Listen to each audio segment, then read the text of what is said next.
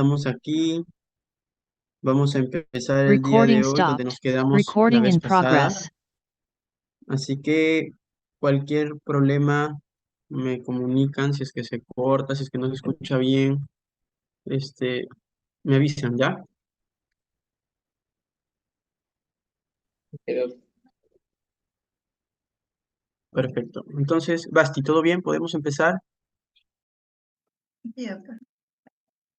Ya, perfecto. Entonces, nos habíamos quedado en la clase anterior hablando del síndrome motor de primera neurona, donde yo les comenté de que la característica más importante justamente es la debilidad, pero no solo la debilidad, sino también la distribución de la debilidad, porque, un segundo, voy a cerrar algo acá.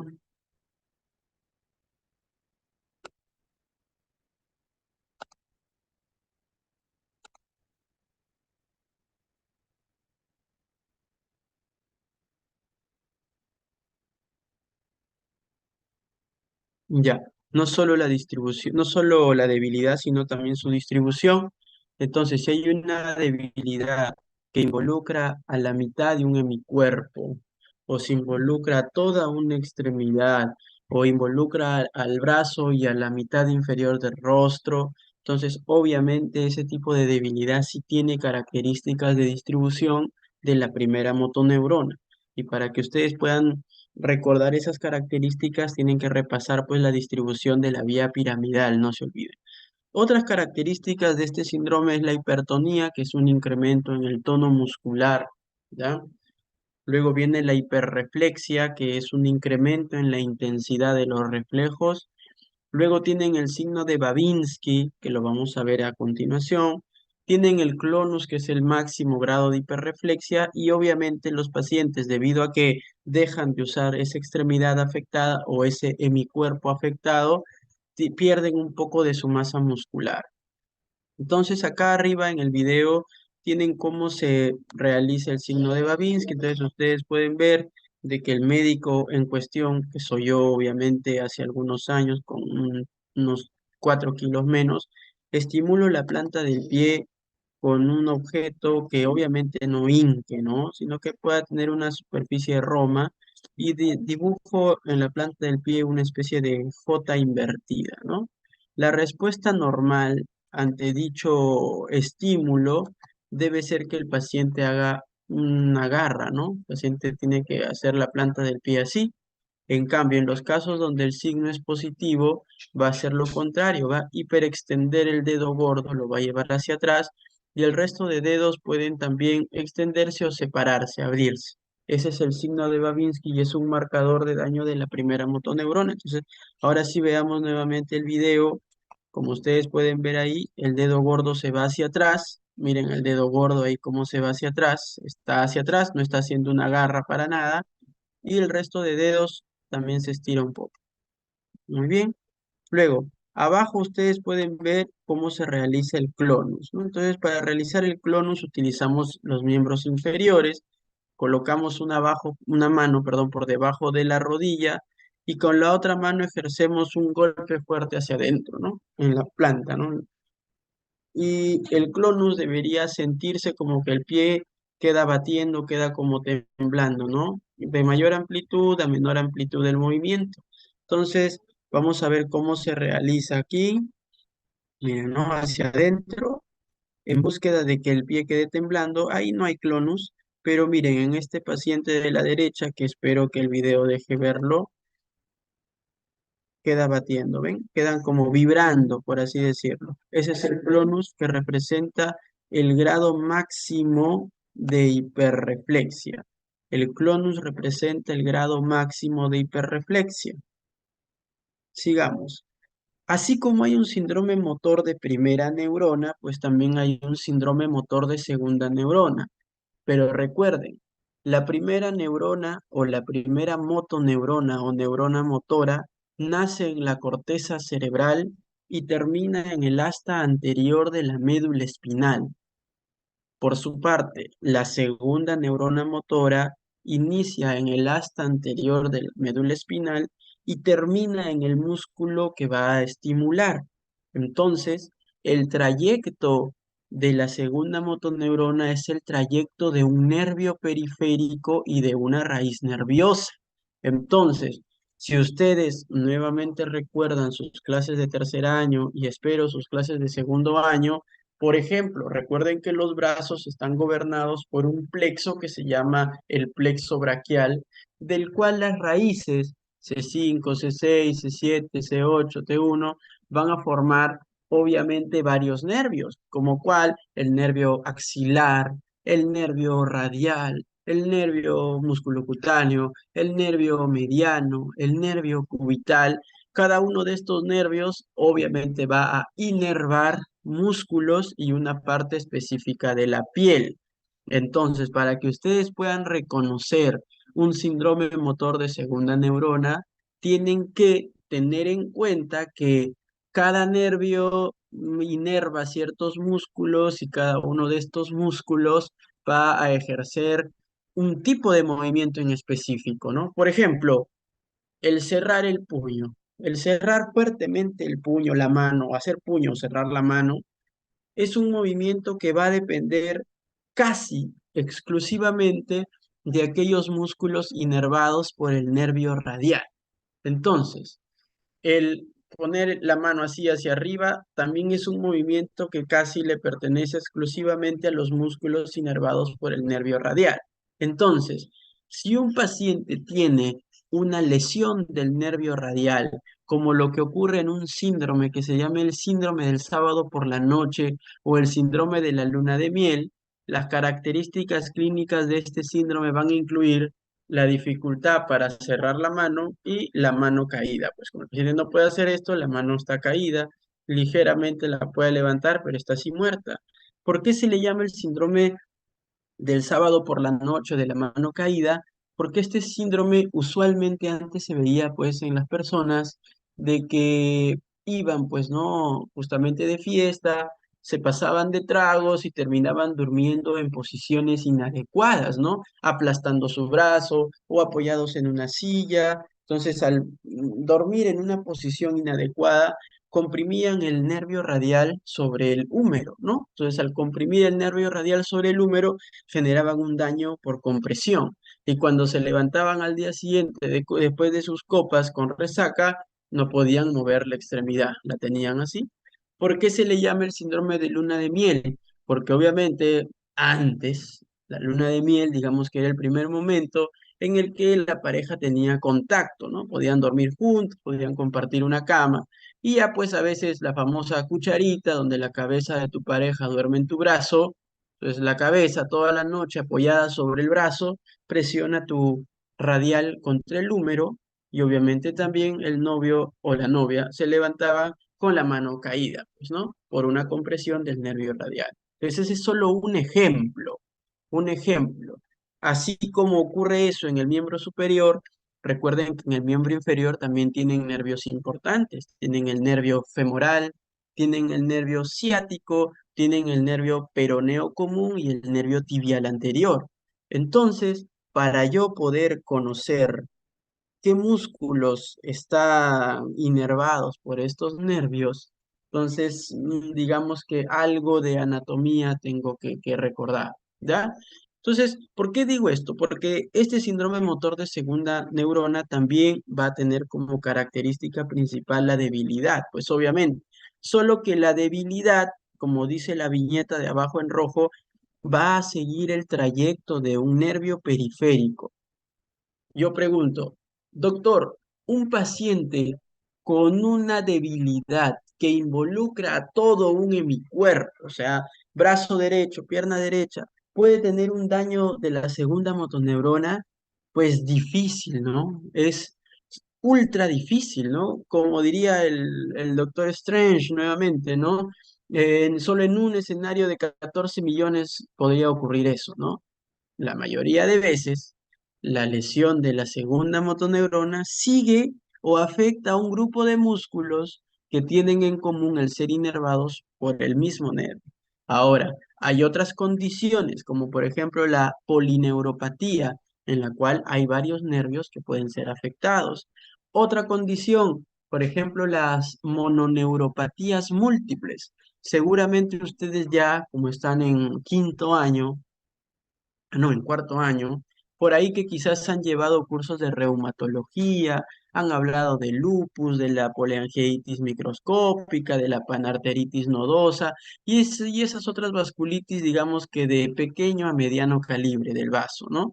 Muchas de ellas tienen entre sus criterios diagnósticos la producción de una mononeuropatía múltiple, que como su mismo nombre lo dice, mononeuropatía. Un nervio pero múltiple, un nervio distribuido en varias extremidades. Por ejemplo, en el miembro superior derecho puede ser que se afecte el cubital, en el superior izquierdo puede estar afectado el mediano y en la pierna derecha puede estar afectado el peroneo común. Esa es una mononeuropatía, pero múltiple, ¿ya? Ahora, ¿qué otras características van con el síndrome motor de segunda neurona? Tenemos la hipotonía, o sea, va a haber flacidez, tiene la hiporreflexia, va a haber una disminución de la intensidad del reflejo o también puede haber ausencia de ella como arreflexia. No va a haber usualmente signo de Babinski, no va a haber clonus, porque esos dos son marcadores típicos de lesión de la primera neurona. Y aquí sí la atrofia es rápida. No lo utilizas, se atrofia rápido. Es como cuando te ponen un yeso. No sé si alguna vez ustedes le han puesto yeso, a mí sí me han puesto yeso. Me acuerdo cuando fútbol me fracturé el radio en menos de un mes, ¿no? Mi brazo había perdido, qué sé yo, el 50% de la masa muscular, ¿no? Entonces es así, rápidamente se pierde masa muscular. Muy bien. Y lo que habíamos comentado previamente, era de que este síndrome motor de primera neurona es el clásico, este es el clásico, el tardío, el que ocurre más o menos 7 días después del inicio de los síntomas. Pero recuerden que si un paciente llega ante ustedes con una hora de una debilidad en un hemicuerpo producido por un accidente cerebrovascular, probablemente solo encuentren la debilidad y el paciente va a estar hipotónico, hiporrefléctico, sin Babinski, sin clonus, porque ese es un síndrome motor de primera neurona agudo. El resto de características, la hipertonía, la hiperreflexia, el Babinski, el clonus y con mucha mayor razón la atrofia, son manifestaciones tardías que comienzan a aparecer recién días después del inicio de los síntomas. Sigamos.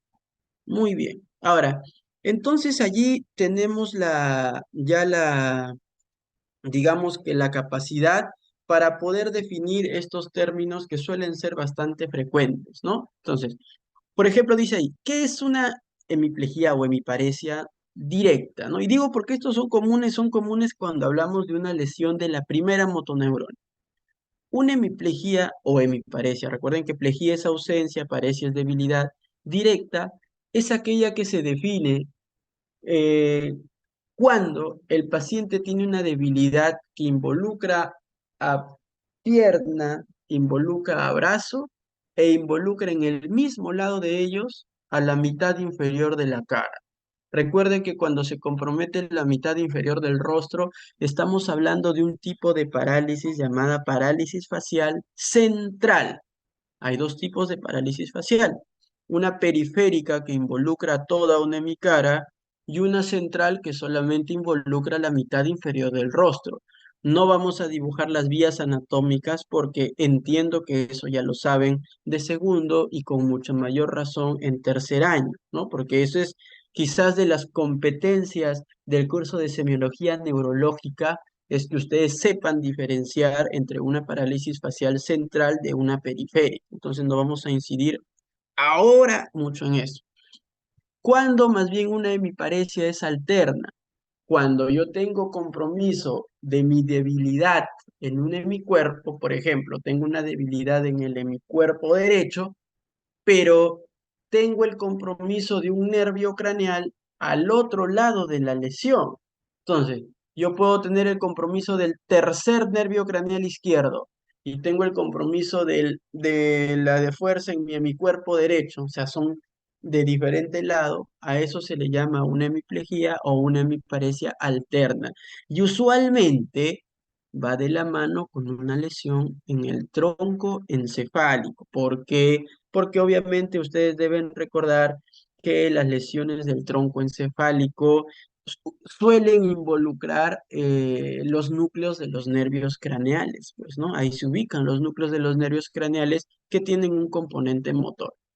Vamos con el tercer término, que ya hemos visto ese día en la pizarra, ¿no? Los términos proporcional y no proporcional. Proporcional se utiliza cuando afecta de forma simétrica o con la misma intensidad a ambas extremidades, o a brazo o a pierna, y no proporcionales cuando no las afecta, digamos que con la misma intensidad, ¿no? Si yo tengo en el brazo una fuerza de 2 de 5 y en la pierna tengo 2 de 5, será proporcional. Si yo tengo en el brazo 1 de 5 y en la pierna 4 de 5, será no proporcional. ¿Es relevante? Claro que sí es relevante, porque allí les está dando una pista de dónde puede estar ubicada la lesión cerebral. ¿Da? Muy bien. Ahora, dejando de lado la evaluación de la fuerza, vayamos con la evaluación del tono muscular. El tono muscular sí se evalúa pues tocando al paciente, ¿no? No hay forma que, bueno, sí se puede también tener una noción viéndolo, ¿no? Pero lo ideal es tocarlo, ¿no? Entonces, miren, ¿no? Por ejemplo, ahí en la primera imagen le estoy evaluando el tono muscular del miembro superior derecho. ¿Y qué hago? Pongo mi mano en la muñeca o por encima de ella y con mi otra mano comienzo a hacer movimientos, ¿no? Arriba, hacia abajo, o puedo hacer también movimientos de rotación, ¿no? Entonces, luego coloco mi mano por encima del codo y comienzo a hacer eso, y luego para evaluar el hombro, comienzo a hacer eso, ¿no? Entonces, de esa forma yo me doy cuenta si el paciente está flácido, si tiene un tono muscular normal o si hay un incremento en la resistencia, donde ya sería pues una hipertonía, ¿no? Me doy cuenta. ¿Cómo yo establezco en mi mente cuál es lo normal mientras a más personas evalúo? Mientras a más personas normales yo evalúo, cuando me enfrente a una anormalidad, no me va a ser difícil identificarla, ¿ya? Y lo mismo para el miembro inferior, miren, ¿no? Allí, ¿qué hago? Le estoy llevando, ¿no? Miren, para evaluar ahí, hacia adentro, luego hago movimientos de rotación, y por último, ya está. Entonces, de esa forma yo me doy cuenta si hay o no hay resistencia al movimiento. Ahora, ¿qué hallazgos yo puedo encontrar? Como les digo, el tono muscular puede estar incrementado a lo que se le llama hipertonía, que van a tener esos pacientes un incremento en la resistencia. Cuando yo quiera mover la extremidad, voy a encontrar dureza, voy a encontrar que hay una fuerza que se opone al movimiento que yo realizo. Hay dos tipos de hipertonía: la espasticidad, que es clásica, típica de lesiones de la primera motoneurona, como hemos visto en diapositivas anteriores, y también voy a encontrar o puedo encontrar rigidez, que más bien va de la mano con trastornos extrapiramidales, o sea, lesiones de vía que no son la vía piramidal o corticoespinal, pero usualmente están bien descritas en cierto grupo de enfermedades que son los parkinsonismos, que involucran obviamente a su máximo representante, que es la enfermedad de Parkinson, ¿no? Entonces recuerden que los parkinsonismos son enfermedades que tienen algunos síntomas en común: rigidez, lentitud o también conocido como bradicinesia, pueden tener inestabilidad postural y o pueden tener temblor. Entonces hay una serie de enfermedades que comparten estas características clínicas, no solo el Parkinson, sino hay otras también. Y la otra alteración es la hipotonía, en la cual más bien hay una disminución del tono muscular. ¿En qué casos yo puedo ver esto? Cuando hay una lesión de la segunda motoneurona, cuando hay lesión cerebelosa, por ejemplo. ¿Ya? Entonces, para que quede claro. La espasticidad. En la espasticidad yo veo un signo que se llama el signo de la navaja, ¿no? Las navajas antiguas. Las navajas antiguas, cuando tú hacías un movimiento, se desplegaba casi automáticamente, ¿no? Se abría, ¿no? Y luego cuando hacías el movimiento, cerraba, ¿no? No como las de ahora, ¿no? Sino las antiguas, Entonces, miren, ¿no? ¿Por qué se le llama el signo de la navaja? Vamos a ver el video que espero que lo puedan apreciar. En el video ven que de por sí ya la paciente está en un mal estado general, ¿no? Ven que tiene un tubo endotraqueal, bueno, tiene un tubo de traqueostomía, perdón, ahí colocado, que le permite pues la respiración directamente a la tráquea. ¿Qué más ven que tiene? Tiene una sonda nasogástrica ahí por donde recibe la alimentación y realmente ya tiene un compromiso considerable del estado neurológico. Estaba en un estado que se llama el estado vegetativo persistente. Básicamente, como hemos hablado en la clase anterior de niveles de conciencia, se estima que para la mayoría de enfermedades, un paciente puede mantener el diagnóstico de estado de coma aproximadamente un mes. A partir de ese mes en adelante ya se recomienda que el paciente sea encasillado con otro diagnóstico. Entonces, son los famosos estados post-coma, ¿no? O sea, ¿qué nombre no va a estar en coma toda su vida, ¿no? Tienes que acuñarle, según tus hallazgos clínicos, el nombre de un estado post-coma. Entonces, dentro de los más frecuentes tienen dos. Tienen el estado vegetativo persistente y tienen el estado de mínima conciencia.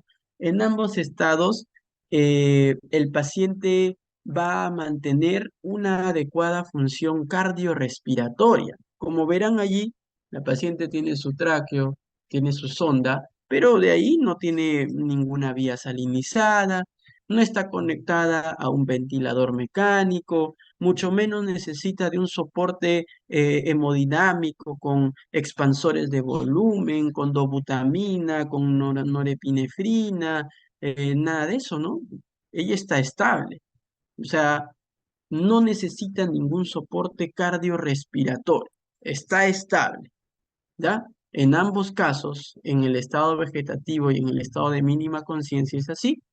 La diferencia entre ellos está en la capacidad de respuesta ante estímulos externos. Entonces, se estima pues que los pacientes en un estado vegetativo, o como en las series o películas o novelas conocen, está vegetal, le dicen, ¿no?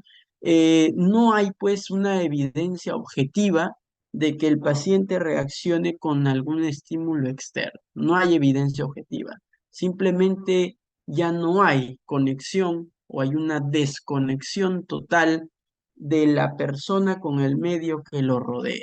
Entonces, y obviamente en el estado de mínima conciencia sí pueden haber algunos signos que me hagan pensar a mí que todavía hay respuesta ante ciertos estímulos externos. ¿Ya? Ahora, este paciente entonces es un paciente que tenía un severo compromiso, un compromiso bilateral en ambos hemisferios cerebrales por una hipertensión endocraneana sostenida producido por una hemorragia subaracnoidea. Verán la postura, es una postura de una flexión anormal producido por el daño pues de la primera motoneurona. Entonces miren lo que yo quiero hacer. Lo que yo quiero hacer es intentar separar su brazo de esa postura, ¿no? Miren, y obviamente voy a encontrar una marcada resistencia, un aumento del tono. Ahí yo lucho contra ella. Y miren qué es lo que pasa cuando suelto. ¿Vieron? Cuando yo suelto, el brazo regresa con firmeza a su posición. Ese es el signo de la navaja, típico de lesiones de la primera motoneurona que cursan con espasticidad. ¿Ya? Muy bien. Y lo otro es la rigidez. La rigidez no puedo poner un video porque no es algo que se pueda grabar. Es una sensación que ustedes deben experimentar. Bueno, espero que ya la hayan experimentado en sus prácticas, ¿no? Pero básicamente se describe como el signo de la rueda dentada, ¿no? En el cual ustedes, mientras le van evaluando las distintas partes con el movimiento pasivo, sienten que es como que clac, clac, clac, clac, clac, ¿no? Encuentran una resistencia cada poco espacio que van avanzando, ¿no? Como una rueda de reloj, una rueda dentada. Es así como está descrito. Quizás es difícil expresarlo con palabras, pero cuando lo sientan es algo que nunca se olvida, ¿no? Es como cuando haces tu primera punción lumbar y atraviesas por primera vez la dura madre, es algo que ya queda grabado, es una sensación que queda grabada, ¿da? Muy bien. Dejando de lado la parte motora, ojo que nuevamente, ¿no? Estamos siendo un poco no tan profundos porque ya ustedes ya llevaron esto, ¿no? Solo estamos haciendo un recordar. En el examen sensitivo recuerden que hay dos tipos de sensibilidad, pues, ¿no? La sensibilidad superficial y la sensibilidad profunda. Y recuerden que esta división es básicamente una división neuroanatómica, ¿no? Porque tanto los tipos de sensibilidad superficial como el tacto no discriminativo, como la sensación al dolor y la percepción de la temperatura, comparten como vía al sistema anterolateral o las vías espinotalámicas, tanto anterior como lateral. Y en cambio, la sensibilidad profunda que involucra al tacto discriminativo, ojo, la sensibilidad profunda involucra al tacto discriminativo, no está ahí escrito en la diapositiva, pero se asume, y también involucra un tipo de sensibilidad que es la sensibilidad propioceptiva consciente, que pues a su vez está constituido por la palestesia, por la batiestesia y por la varestesia. Recuerden que la palestesia es la percepción de estímulos vibratorios. La batiestesia es la percepción de cambios posicionales y la varestesia es la sensación de estímulos de presión, ¿no? Entonces, muy bien, solamente para recordar, el haz de Gol y el haz de Burdach, que se distribuyen por el cordón posterior de la médula espinal, se encargan de llevar la sensibilidad profunda, tacto no discriminativo y sensibilidad propioceptiva consciente. Y más bien el haz espinotalámico anterior y el haz espinotalámico lateral son aquellos que llevan la sensibilidad superficial, tacto no discriminativo, dolor y temperatura. Arriba, tacto discriminativo, sensibilidad propioceptiva consciente. Abajo, tacto no discriminativo, dolor y temperatura. No se olviden. De más está que les repita las vías, ¿no? Porque ya es algo que ustedes dominan, pero lo que sí, coloco ambas vías, ¿no? Tanto la de la sensibilidad térmica, dolorosa y del tacto no discriminativo, así como la sensibilidad del tacto discriminativo y propioceptiva consciente, yo pongo las imágenes para que vean que ambas vías en algún momento de su ascenso, porque son vías sensitivas, son vías ascendentes, el estímulo viene de afuera hacia adentro, en algún momento ambas vías cruzan la línea media. Por ejemplo, el tacto no discriminativo y el dolor y la temperatura cruzan la línea media a nivel de la médula espinal, como ustedes pueden ver allí, y luego ascienden contralateralmente, ya sea por el tracto espinotalámico anterior o por el tracto espinotalámico lateral, como está allí, ascienden hasta llegar al tálamo, donde se encuentra la tercera neurona de esta vía, para luego llevar sus señales hacia la corteza sensitiva primaria o áreas 3, 1, 2 de Brodmann. Entonces, solamente para recordar, la primera neurona de esta vía está en el ganglio de la raíz dorsal. La segunda neurona de esta vía está en el asta posterior o dorsal de la médula espinal. Ese axón, el de la segunda, cruza la línea media por la médula y llega a hacer un contacto en la tercera neurona que está localizada en el núcleo ventral posterolateral del tálamo, como ustedes ya lo recuerdan, y luego se va a la corteza, pues, ¿no? En cambio, en la vía del tacto discriminativo, la primera neurona está en el ganglio de la raíz dorsal, la segunda neurona ya no está en la médula espinal, sino la segunda neurona está en el núcleo de Gol o en el núcleo de Burdach, ya sea miembro superior o ya sea miembro inferior, y es ahí donde recién el axón de esta segunda neurona sensitiva va a cruzar la línea media a nivel del bulbo para hacer contacto con la tercera neurona sensitiva que esté en el tálamo, para que ésta luego emita sus axones hacia la corteza sensitiva primaria, ¿ya? Ambos terminan cruzando la línea media, uno en la médula, uno en el bulbo. Entonces, al igual que los déficits motores que son contralaterales a la lesión cuando se producen en el tronco encefálico o en el hemisferio cerebral, también la sensibilidad suele ser contralateral a la lesión cuando se producen igual o en los hemisferios cerebrales o en el tronco encefálico.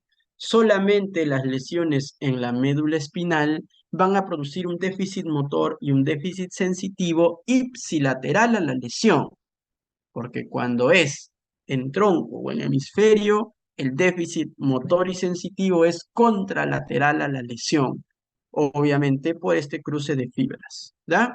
Entonces, ¿cómo evalúo la sensibilidad? Ahora, habiendo dicho eso, digamos que en la evaluación neurológica, lo más subjetivo de todo es evaluar la sensibilidad, porque obviamente está sujeto a las respuestas que las personas te puedan dar.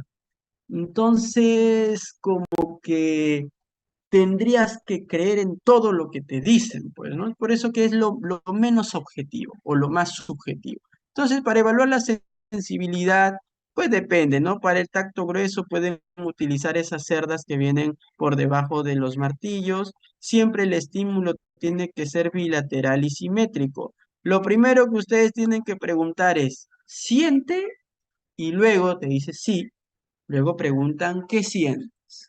Siento un hincón, siento eh, como una escobilla, siento una vibración, siento una presión y luego lo comparan con el otro lado. Si es parecido, nunca va a ser igual el estímulo, pero es parecido, sí es parecido. No, es totalmente diferente. En este lado siento bien, acá no siento nada, acá siento mucho menos. Entonces eso tienen que preguntar.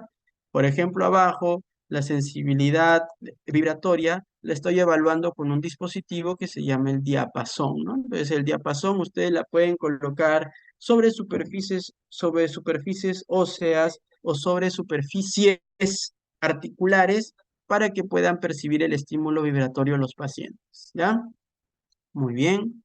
Ahora, la sensibilidad profunda, ya saben, pues, ¿no? La batiestesia es la percepción de la posición. Entonces agarran un dedo usualmente del pie o de la mano, le piden al paciente que cierre los ojos y ustedes llevan el dedo hacia abajo, hacia arriba, hacia adentro o hacia afuera y le preguntan a la persona, ¿no? ¿Hacia dónde estoy moviendo su dedo? Y ellos rápidamente deberían identificar la dirección del movimiento. La palestesia, ya hemos dicho, se hace a través del diapasón y la varestesia es la sensibilidad a la presión. Entonces, ustedes tienen que aplicar un estímulo opresivo sobre alguna superficie de la piel y el paciente debe reconocer que en ese momento le están presionando. Doctor, ¿es necesario que yo evalúe todas las modalidades sensitivas, o sea, dolor, temperatura, tacto fino, tacto grueso, presión, vibración y posición? No, no es necesario que evalúes todas. ¿Por qué? Porque comparten tres las mismas vías. Entonces, para evaluar la vía de los tractos espinotalámicos, o usas tacto no discriminativo, o usas dolor, o usas temperatura. Normalmente se usa el dolor.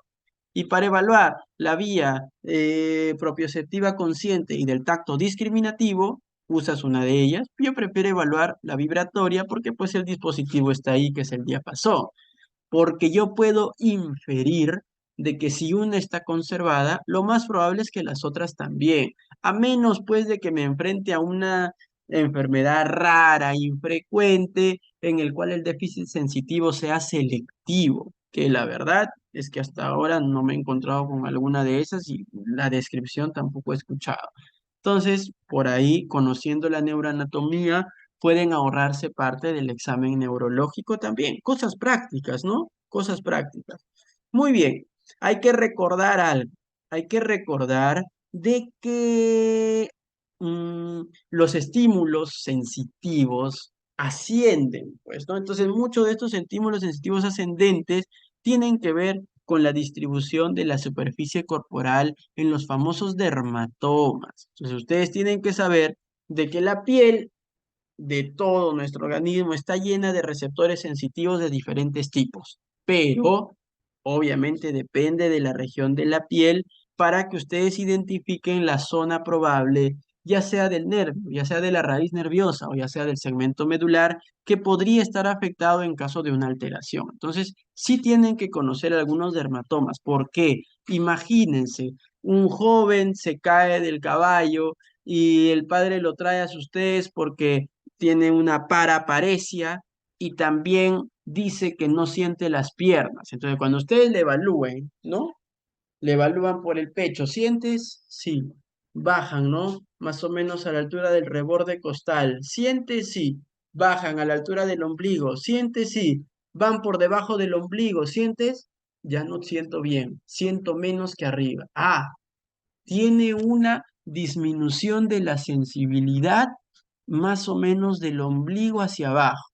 Me voy al dermatoma y veo que el ombligo es el dermatoma T10. Entonces, si siente bien hasta T10, quiere decir que mi segmento medular T10 probablemente hasta ahí está respetado y quizás a partir de ahí hacia abajo esté lesionado. Entonces yo recuerdo, si se ha caído del caballo, puede haber sufrido una lesión medular y me dice que tiene un nivel sensitivo T10. Entonces voy aquí y me doy cuenta que más o menos el T10 o T12, T10 está a la altura de la vértebra T8 o entre las vértebras T8 y T9, está acá. Entonces, cuando yo le pido un examen, le voy a pedir un examen, una resonancia o una tomografía, si ustedes sospechan que hay una fractura, a nivel de la columna dorsal, porque yo sospecho que ahí va a estar la lesión. Yo, según qué, según mis conocimientos anatómicos, pues, ¿no? Si a diferencia el paciente sufre un atropello, no mueve cuatro extremidades, y también tiene una disminución marcada de la sensibilidad desde el cuello hacia abajo. Yo pienso que es una lesión cervical alta y me voy a C2, C3, C4, que son los que gobiernan el cuello, C5, C6. Entonces el examen que pediré será para descartar una lesión cervical alta. Entonces para eso me sirve esto, para que yo pueda localizar a mi lesión, ¿ya? Y ya para terminar esta clase que dejamos pendiente la vez pasada, tenemos algunos términos que describen los trastornos más frecuentes de la sensibilidad. Entonces, cuando la sensibilidad está disminuida, le llamo hipoestesia. Así como hay paresia para debilidad, acá hay hipoestesia. Cuando la sensibilidad está normal, pues está normal. Cuando la sensibilidad está incrementada, o sea, sienten más que en el lado sano, se llama hiperestesia.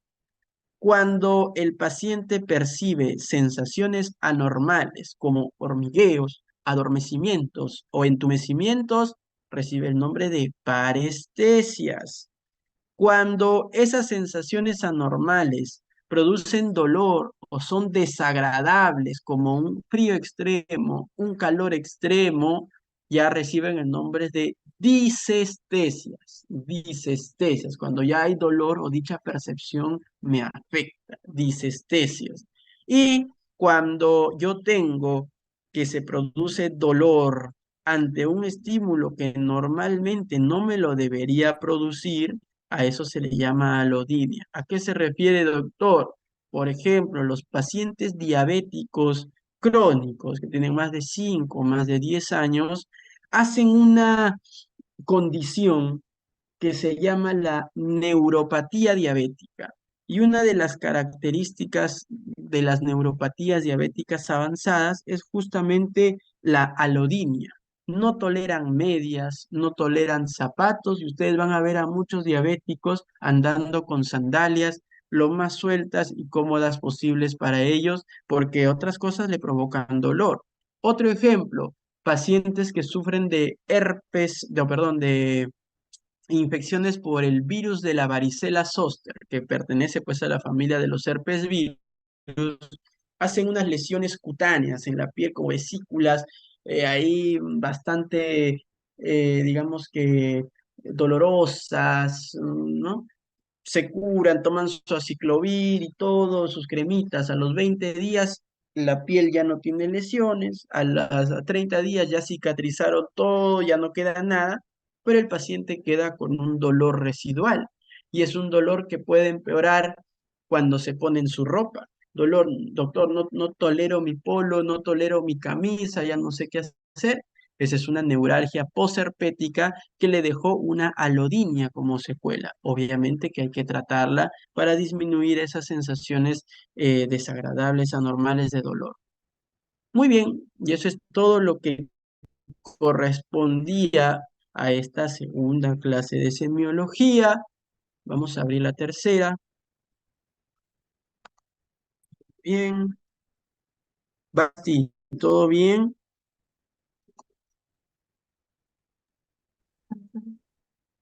Basti, Sí, solo que Basti, no sé si nos puede compartir el PPT de esta nueva clase. el PPT. Ya, dame un segundo, ¿ya? Increíble, ¿ah? El PPT. Mm, ya, dame un segundo entonces para poder compartírtelo, por favor.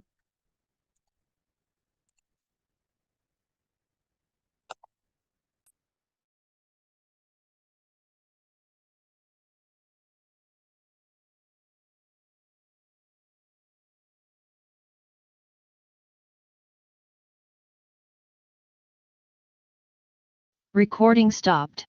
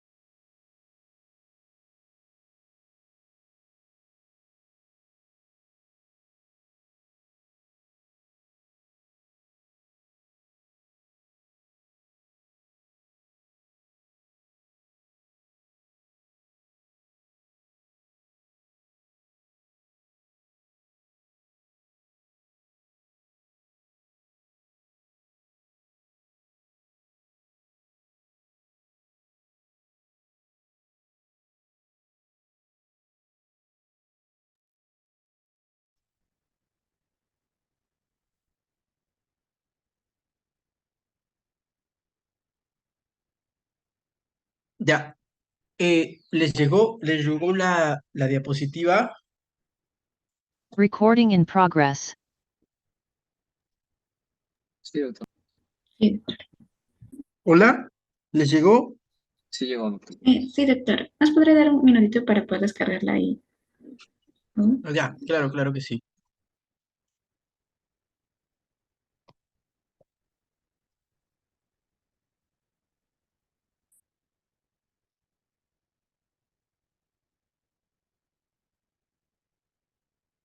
Recording stopped.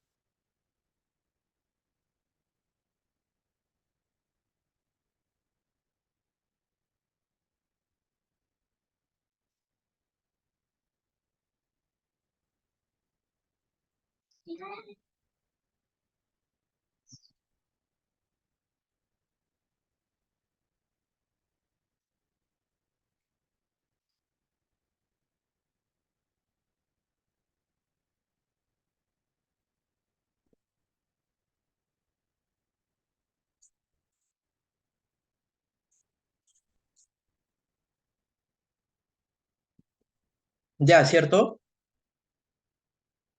Sí, doctor, por mi parte sí. Sí, doctor. Perfecto. Recording in Entonces, progress. avanzando rápidamente con la semiología, ahora vamos a hablar de los nervios de la coordinación y los nervios craneales. A ver, a preguntar a alguien, a ver, vamos a preguntarle a Douglas Armando. Douglas Armando, ¿estás? Hola,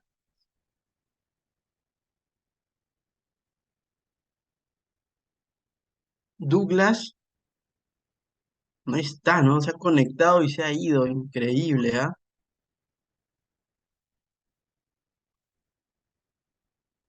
Vamos a ponerle falta a Douglas, entonces.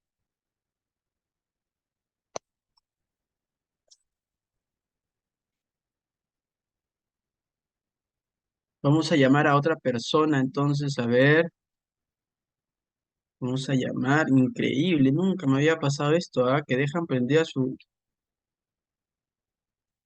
vamos a ir al otro extremo.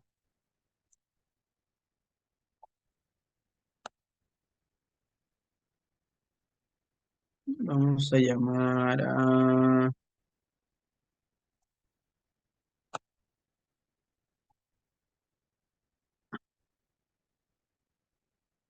mm, uno que tenga nombre que no está. Doctor, buenos días, Patrick disculpe. Flores. Sí, estoy, doctor. Doctor, Patrick, Sí, aquí estoy. Patrick, no te escucho bien. Vamos a subir el volumen. Patrick, cuéntame, ¿me Sí, escuchas? ¿Sí? ¿Hola? sí, lo escucho. Ya, perfecto, yo también te escucho muy bien. Patrick, ¿qué opinas de la imagen? Cuéntame, ¿quién es el autor del gol? ¿En qué partido fue? ¿Año y qué tipo de torneo era? Cuéntame, Patrick, por favor. Pasa que solo conozco al jugador, pero no me mucho fútbol. El jugador es Cristiano Ronaldo. Sí, sí. ¿Cómo? El jugador es Cristiano Ronaldo. ¿Ya? ¿Para quién jugaba en ese momento?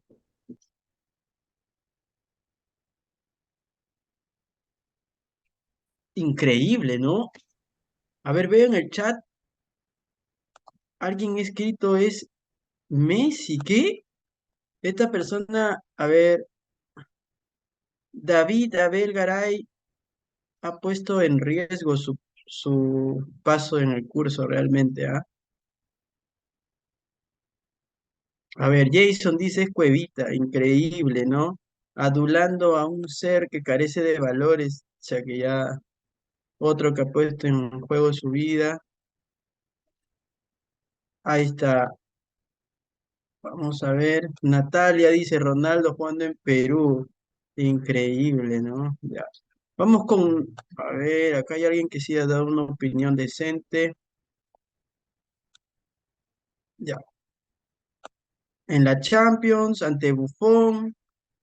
Muy bien, claro que sí, ¿no? Entonces, tenemos ahí pues una obra de arte en realidad, ¿no? La mejor chilena de la historia, del mejor jugador de la historia, con la camiseta probablemente de uno de los mejores equipos de la historia, ¿no? Entonces ya saben quién ha escrito, quién ha hablado de Messi, quién ha hablado de Cuevita, Garay y su otro compañero, ¿no? Lamentablemente ya marcaron su destino en el curso, ¿ya? Así que, perfecto.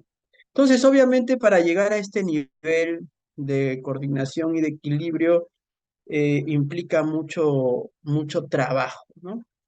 Mucho esfuerzo, sacrificio y dedicación. Entonces, es todo lo que resume la carrera de ese gran goleador que es Cristiano Ronaldo, ¿no? Entonces, tú puedes amar a Messi.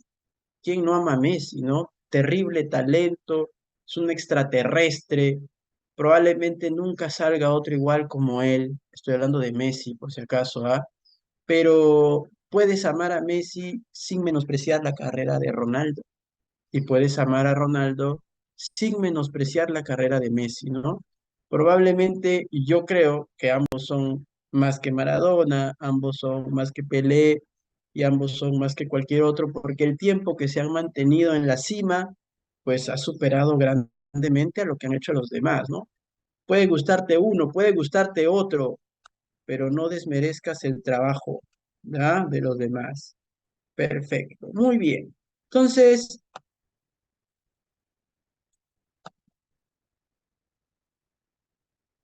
para la coordinación, vamos a hablar directamente de que esto va a depender de muchas estructuras del sistema nervioso central. La coordinación y el equilibrio depende de muchas estructuras del sistema nervioso central, siendo pues las más representativas el cerebelo, el aparato vestibular y también las vías sensitivas ascendentes. ¿Por qué? Porque, por ejemplo, si ustedes salen a jugar fútbol, básquet, badminton, frontón, lo que sea, nadie de ustedes está pensando en que si piso y dónde va a ser mi otra pisada y si retrocedo, ¿no?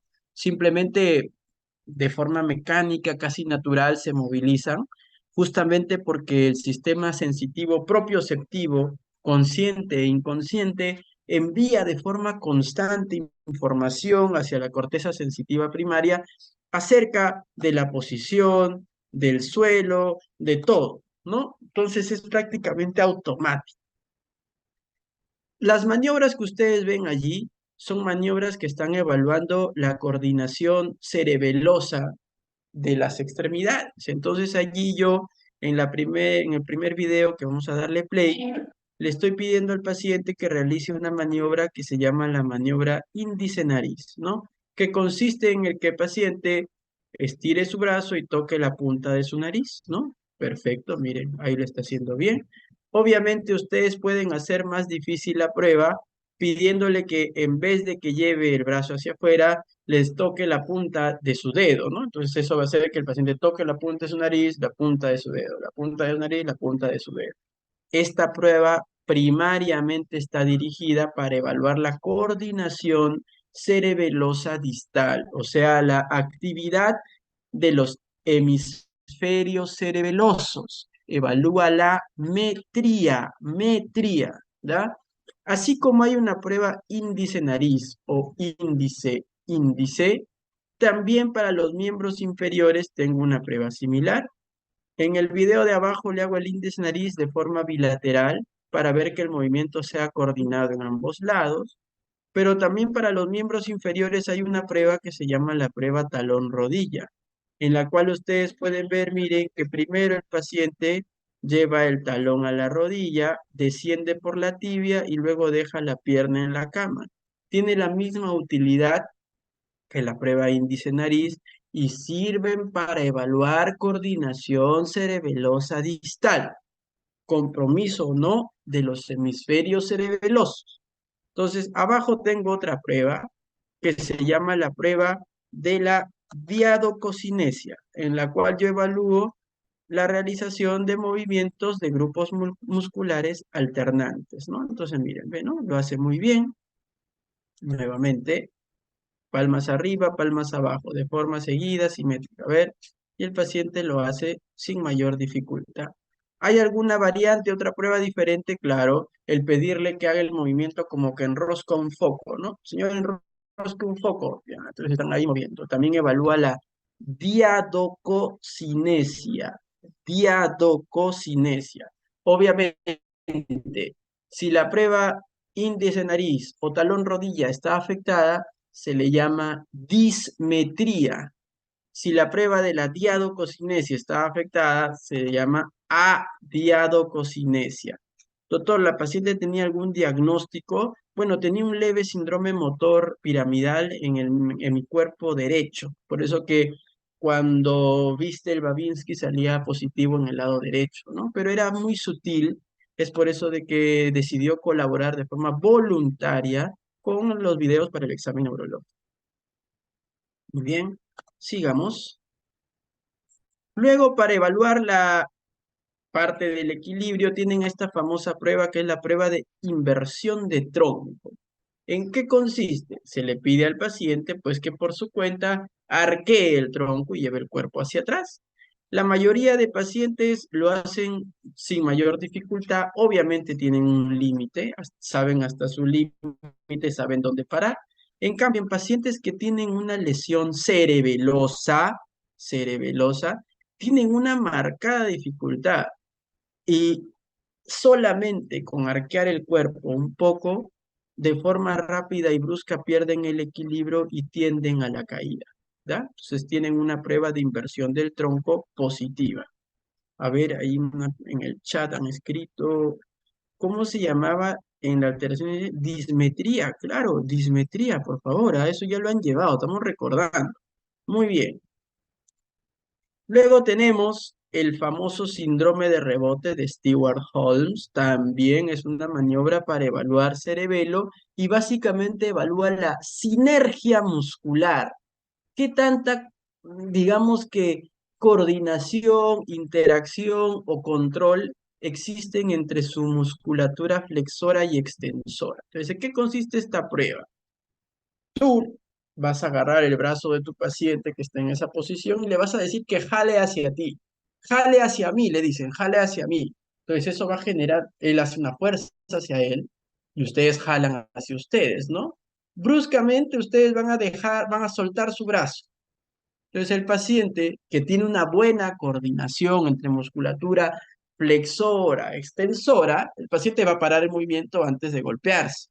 Pero en aquellos pacientes con un daño cerebeloso, no ocurre esto y el paciente termina golpeándose con la extremidad con la cual hace fuerza hacia él. Entonces se llama el signo de rebote de Stewart-Holmes, ¿ya? Muy bien. Por ejemplo, vamos a ver este casito, un video real de la consulta. Y mire, ¿no?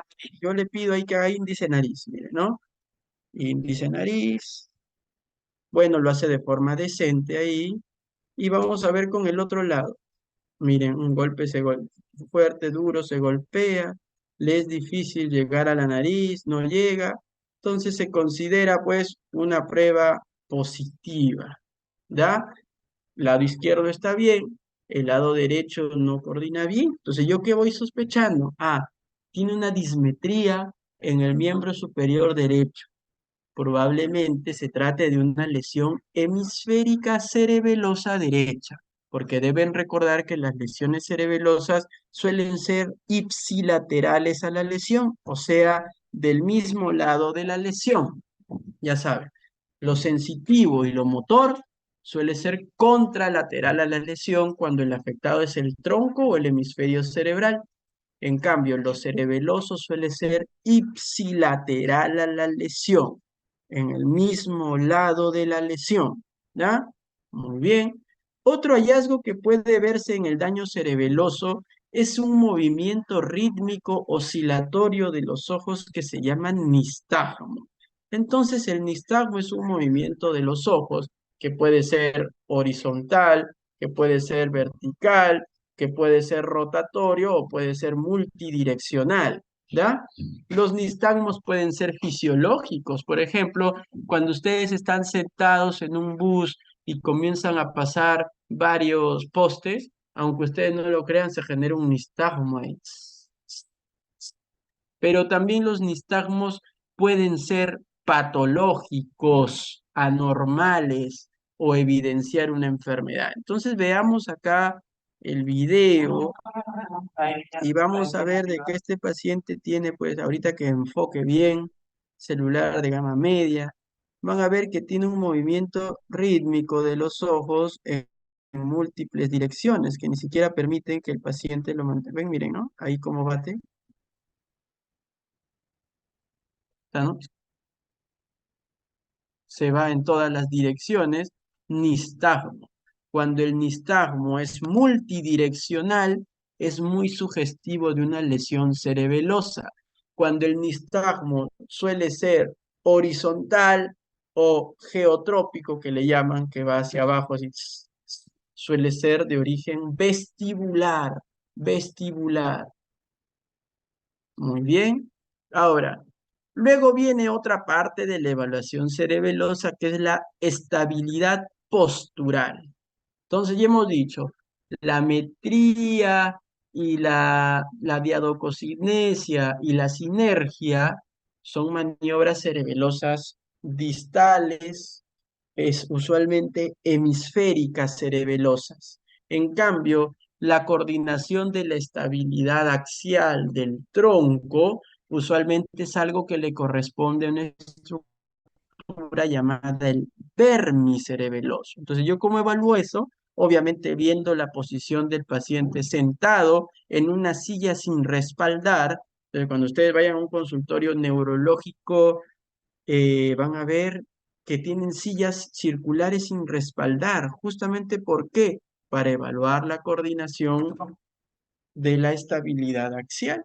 Y luego también el paciente se tiene que poner de pie con los ojos abiertos y también luego se le hace cerrar los ojos. Cuando se le pide al paciente que se ponga de pie, que junte los pies y que cierre los ojos, esa se conoce como la prueba de Romberg, ¿no? La prueba de Romberg, como está escrita allí, y es positiva cuando el paciente al cerrar los ojos pierde mucho el equilibrio. Ahora, esta es una prueba que está diseñada no para evaluar lesiones cerebelosas, sino para evaluar la sensibilidad propioceptiva.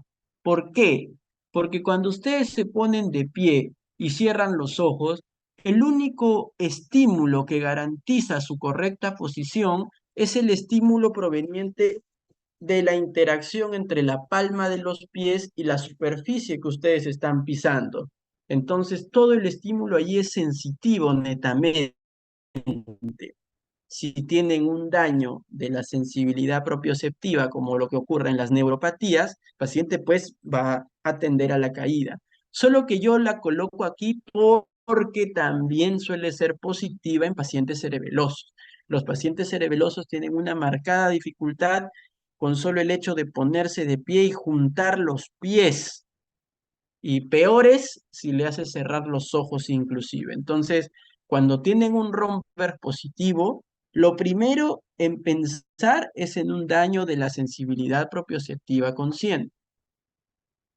Y lo segundo es pensar en un daño cerebeloso si es que lo unes con otros hallazgos adicionales del examen físico. En la marcha, usualmente, pues, obviamente se le hace caminar al paciente si es que su queja es una inestabilidad.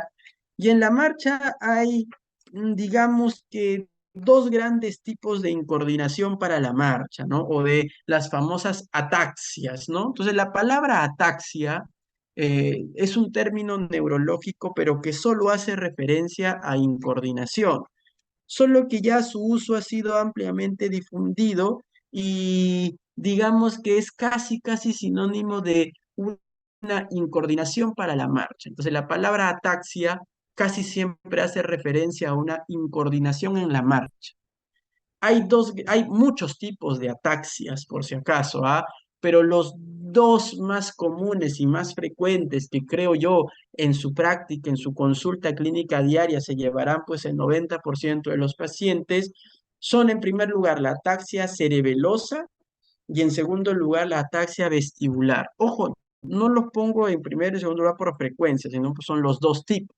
Ahora, la ataxia cerebelosa se caracteriza en primer lugar por un aumento en la base de sustentación. ¿Qué significa eso, doctor? que para tener algo de estabilidad tiene que separar las piernas, pues, ¿no? Entonces, como ven ustedes ahí en la figura, el paciente cerebeloso tiene que, a ver, dice, doctor, en el hospital el año pasado hicimos el signo de rombe, pero la paciente ponía sus brazos levantados. Sería otra variante como de cómo realizar el signo? Ponía sus brazos levantados.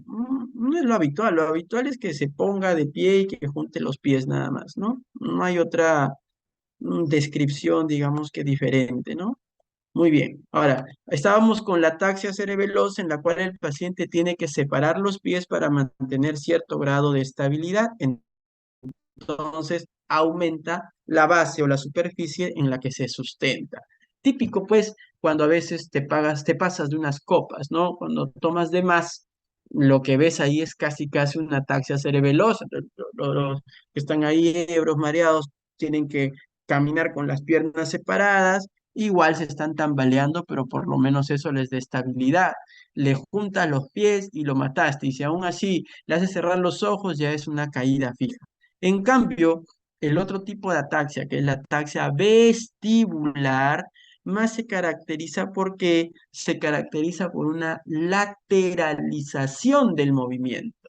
O sea, los pacientes tienden a irse hacia un lado, que siempre suele ser el mismo y justamente suele ser el lado afectado o dañado, ¿no? Entonces lateralizan, llegan a consulta y dicen, doctor, yo siento que cuando camino el cuerpo me jala hacia un lado, me voy hacia un lado. Y usted le pregunta, y disculpe, ¿y de casualidad también tiene un problema para la audición? Ah, sí, también he notado que escucho menos. Entonces, un problema auditivo más un problema vestibular, ya hace vestíbulo coclear, entonces ya probablemente está relacionado al octavo nervio craneal o en su defecto al oído interno. ¿Ya?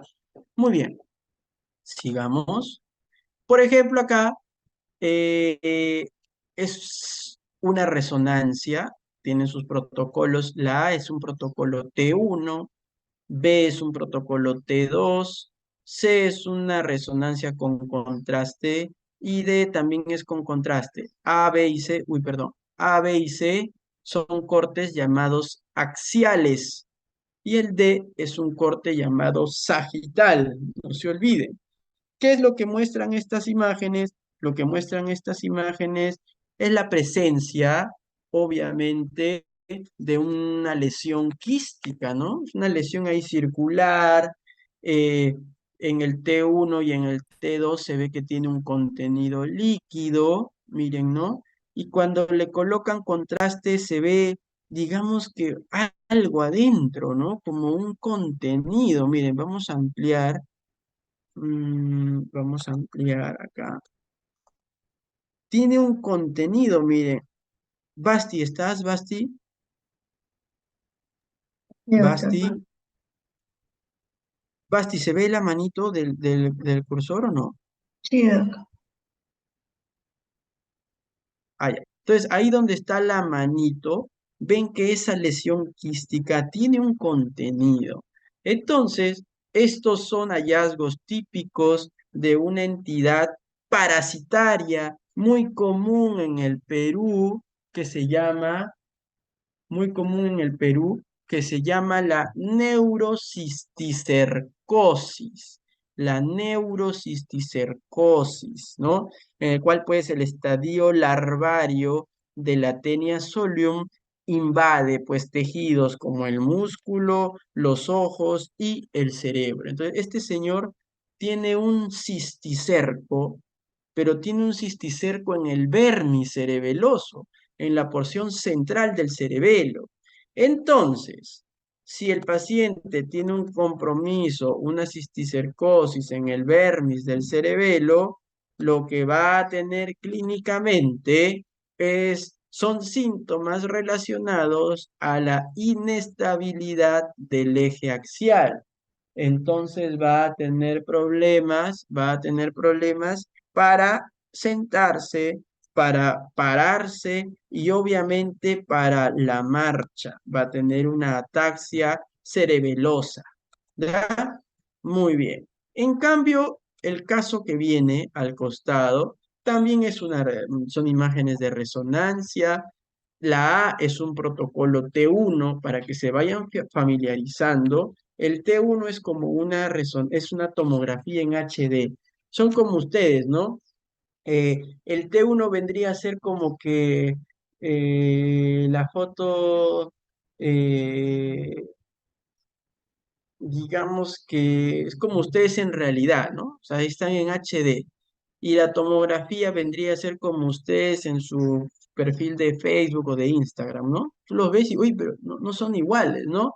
Entonces iguales acá, ¿no? El T1 es como realmente es. Luego tienen el T2 en la letra B. Luego tienen la letra C, el protocolo de difusión. Y luego la letra D es el mapa del coeficiente de difusión aparente o mapa ADC. Entonces son protocolos todos de la resonancia. De estos protocolos, para este caso, el más útil es el protocolo C. ¿Por qué? Porque este protocolo de difusión es un protocolo que a mí me permite ver lesiones por muerte celular, o sea, citotoxicidad por isquemia, o sea, por falta de aporte sanguíneo. Y si yo uno este protocolo con el D, en el C, que se ve brillante, se dice que la lesión es hiperintensa, perdón, hiperintensa. Y en la letra D, en el mapa, es hipointensa, porque recuerden que en resonancia se habla de intensidad. Este paciente lo que ha tenido más bien es un infarto cerebeloso, un infarto a nivel de una arteria denominada la pica, como ustedes pueden ver ahí. La pica es la arteria cerebelosa inferior. Entonces, como lo que aquí se afecta primordialmente es un hemisferio cerebeloso, las manifestaciones clínicas de este paciente más van a ir dirigidas hacia un problema de la coordinación distal. O sea, este va a tener dismetría, disinergia, adiadococinesia, principalmente en las extremidades, en las extremidades del mismo lado de la lesión, que es en el lado izquierdo. ¿Da? Muy bien. Vamos a hablar ahora de los nervios craneales. Los nervios craneales. Entonces, vamos a dar conceptos prácticos. Acá no voy a hablar de dónde nace, su trayecto. Obviamente que yo doy eso por conocido, por asumido. Así que vamos que ya lo recuerdan. Entonces, el primer nervio craneal es el olfatorio, como ustedes ya saben. La mayoría de veces no suele ser evaluado. Yo les mentiría si les digo que cuando viene un paciente le evalúa el olfatorio, el óptico, el motor ocular común, el patético, el trigémino, el motor ocular externo, el facial, el vestíbulo. No, la evaluación tiene que ser dirigida. Entonces, casi nunca, por no decir nunca, van a evaluar el nervio olfatorio. Ahora, hay ciertas condiciones, obviamente, en las que sí puede adquirir relevancia la evaluación del nervio, como por ejemplo en la enfermedad de Parkinson, que suele debutar o tener tempranamente un compromiso olfatorio, una disminución de la olfacción. En el síndrome de Kallmann, que es un hipogonadismo hipogonadotrófico, en el cual una de las características es la hiposmia o anosmia, que es una disminución marcada de la olfacción o incluso la ausencia. En las epilepsias, porque hay algunas convulsiones que se acompañan de crisis olfatorias con la percepción de olores desagradables antes de la crisis. Y dentro de las alteraciones tengo la anosmia, que es falta de percepción, la hiposmia, que es una disminución de la percepción, la parosmia, que es percibir un estímulo totalmente distinto al que yo estoy oliendo, la cacosmia, que es la percepción de un olor desagradable. Usualmente, si es que evalúan el nervio, tienen que pedirle al paciente que reconozca distintos tipos de olores y entre olor y olor se sugiere que se le dé un olor neutro como el café, ¿no? Es como ustedes cuando van al centro comercial, por ahí hay algunas personas que te dan unas tiritas llenas de perfume, ¿no? Y llega un momento en el que te dan varias que al final ya todo te da una percepción bastante similar. Pues se supone que entre estímulo y estímulo debes oler algo neutro como el café. Es lo que se sugiere cuando se evalúa. El segundo nervio craneal es el nervio óptico. Y para poder estudiarlo, ustedes tienen que, digamos que desmenuzar la función del nervio óptico en estas 5 características: la agudeza visual, la percepción de colores y contrastes, el examen de los campos visuales, el fondo de ojo y la función pupilar.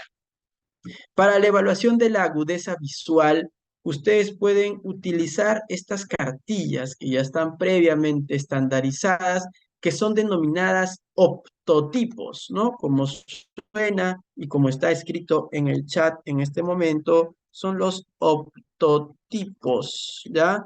Siendo quizás el optotipo más frecuente, más relevante, la cartilla, una cartilla que se llama la cartilla de Snellen, que es la que está en su mano izquierda, ¿no? Entonces, esta cartilla de Snellen, perdón, esta cartilla de Snellen les va a dar a ustedes una noción de la agudeza visual.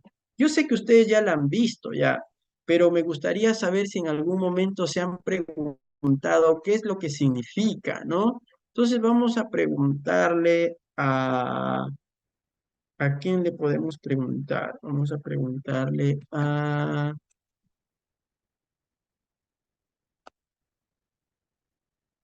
Carol Molina. ¿Está Carol Molina? Sí, doctor. Hola, Carol, buen día. ¿Alguna vez te has preguntado cómo se interpretan esos números que están al lado de la cartilla de Snellen?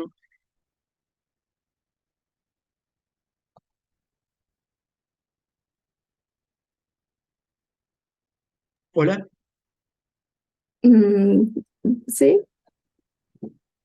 sí, ¿nos podrías explicar qué significan, por favor?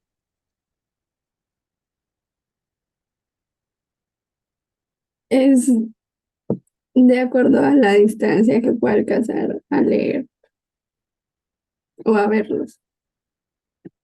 ¿Cómo así? Por ejemplo, si el paciente tiene ahí 20/50, ¿qué significa eso?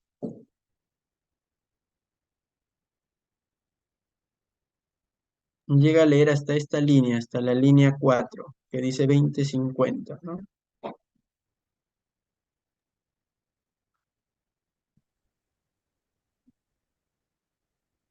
Más o menos, o pasas. Pasa. Pasas, perfecto. Entonces, son conceptos que pueden, digamos que parecer sencillos. Bueno, en realidad son sencillos, pero hace falta un poco ubicarse, ¿no? Entonces, se sugiere que la cartilla de Snellen esté ubicada a 6 metros de la persona, ¿no? Debe estar a la misma altura de los ojos, o sea, los ojos deben coincidir casi, casi con la mitad, que es la línea 5 o la línea 6. Su compañero Esteban ha levantado la mano. Esteban, te escucho. No, estaba bien solo para participar porque varias veces me hice ese test, ya que uso lentes, y me explicaban que era más que todo lo que una persona normal vería en una cierta distancia, tú lo ves a otra distancia, creo que a una distancia más corta eh, del test, y creo que lo mínimo era hasta el 7 o el 8. Ya, sí hay una idea, pero recuerden, ustedes tienen que decir las cosas puntualmente, pero esa es la idea, ¿no? Entonces, a ver, José, te escucho. José Matías, Sí, doctor, muy buenos días. Bueno, creo que ¿cómo como estás? se refiere, por ejemplo, si es 20/50, ¿no? Si es que el paciente logra ver hasta ahí, significa que, por ejemplo, creo que se mide en pies en ese caso, ¿no? Que puede Así ver es. a 20 pies de lo que una persona normal podría ver a 50 pies, ¿no? Excelente. Esa es la respuesta, ¿ya? Y 20 pies es justamente 6 metros, pues, o 6,0 algo, no en centímetros, es 6 metros. Entonces, como muy bien dice José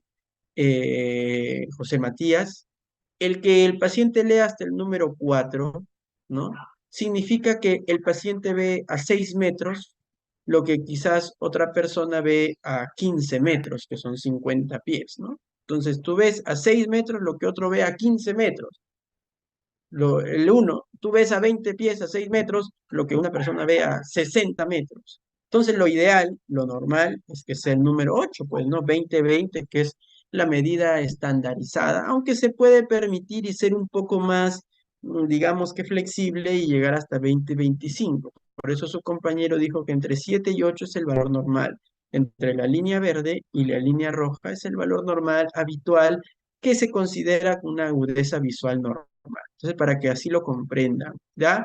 Ahora hay otras cartillas para niños o para aquellas personas que tengan algún problema de lenguaje verbal y no verbal, todas están diseñadas. Luego, para evaluar la agudeza visual, si no pueden con el optotipo, pues ya paso a otra serie de maniobras, como por ejemplo, si no lee nada, a 6 metros la cartilla, voy con el cuentadedos. Entonces, con el cuentadedos, ¿qué voy a tener ahí? Voy acercando mis dedos al paciente, ¿no? Primero a 5 metros, luego a 4 metros, luego a 3 metros, le voy mostrando. ¿Cuánto dedo ves ahí? ¿Cuánto dedo ves ahí? No veo nada, no veo. Me acerco hasta 1 metro, medio metro, no ve nada. Paso al movimiento de manos. Entonces digo, señor, ¿ve algo? No ve nada. ¿Ve algo? No veo nada. Se acerca 40 centímetros, 30 centímetros, 20 centímetros, 10 centímetros, no veo nada. Si no ve nada en el optotipo, no cuenta sus dedos a distancias menores y no percibe el movimiento de manos hasta los 10 centímetros, ya le aplican un estímulo luminoso. Señor, ¿ve algo o no? Ah, sí, ahora sí veo como que una luz. Ah, ya. Entonces se le coloca ahí, ojo izquierdo, normal. Ojo derecho, percepción de luz a 10 centímetros, a 5 centímetros. Y si no ve nada, ya ni la luz, pues ya se considera como una ceguera. Recuerden que aquí el estímulo tiene que ser bilateral, ojo por separado, ¿ya? La agudeza visual es ojo por separado.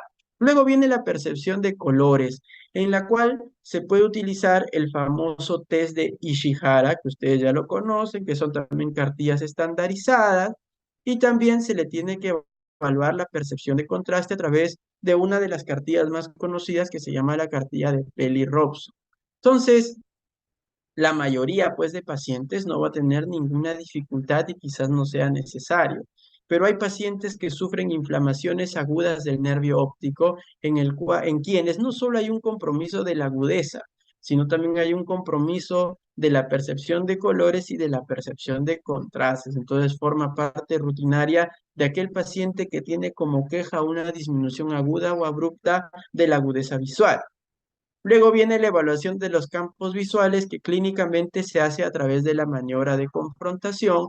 Ustedes se sientan a 1 metro del paciente y colocan un estímulo a una distancia intermedia.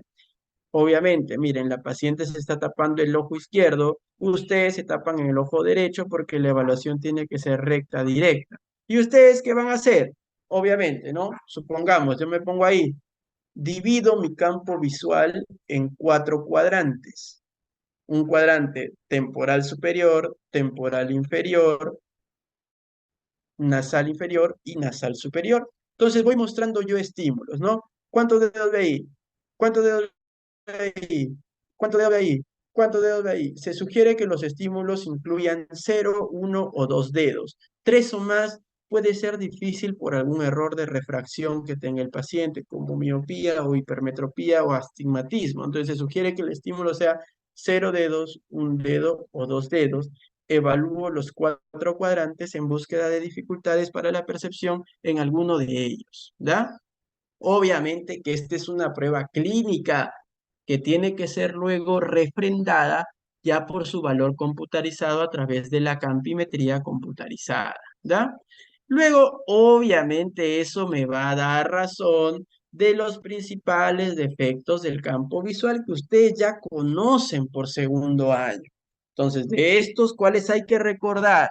El número 2, que es una ceguera monoocular. Entonces, lo que ustedes ven ahí son los campos visuales, lo que yo veo. O sea, yo me tapo un ojo y todo lo que veo es mi campo visual. Si no veo nada en un campo visual, como el ojo derecho en el número 2, es una ceguera monoocular. Luego, ¿cuál es el siguiente en frecuencia? El 3, ¿no? Que más bien es una hemianopsia bitemporal, como lo estoy escribiendo en el chat.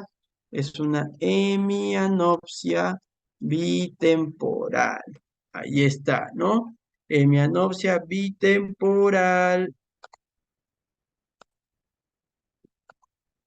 en el cual hay un compromiso justamente de los lados temporales del campo visual producido por una compresión medial del quiasma óptico. Luego, ¿qué más es relevante? El número 5. El número 5 es una hemianopsia homónima. En este caso, el que está comprometido o los que están comprometidos son los dos lados derechos del campo visual. Campo visual izquierdo, el lado derecho. Campo visual derecho, el lado derecho. Las semianopsias homónimas suelen ser el resultado de una lesión en el tracto o también conocido como cintilla óptica. Luego vienen el número 6 y 7, que son las famosas cuadrantopsias, como escribo en el chat, cuadrantopsias o antiguamente conocidas como cuadrantanopsias, que suelen ser producidas por lesiones en las radiaciones ópticas, ¿no? Número 6, lesiones en las radiaciones ópticas.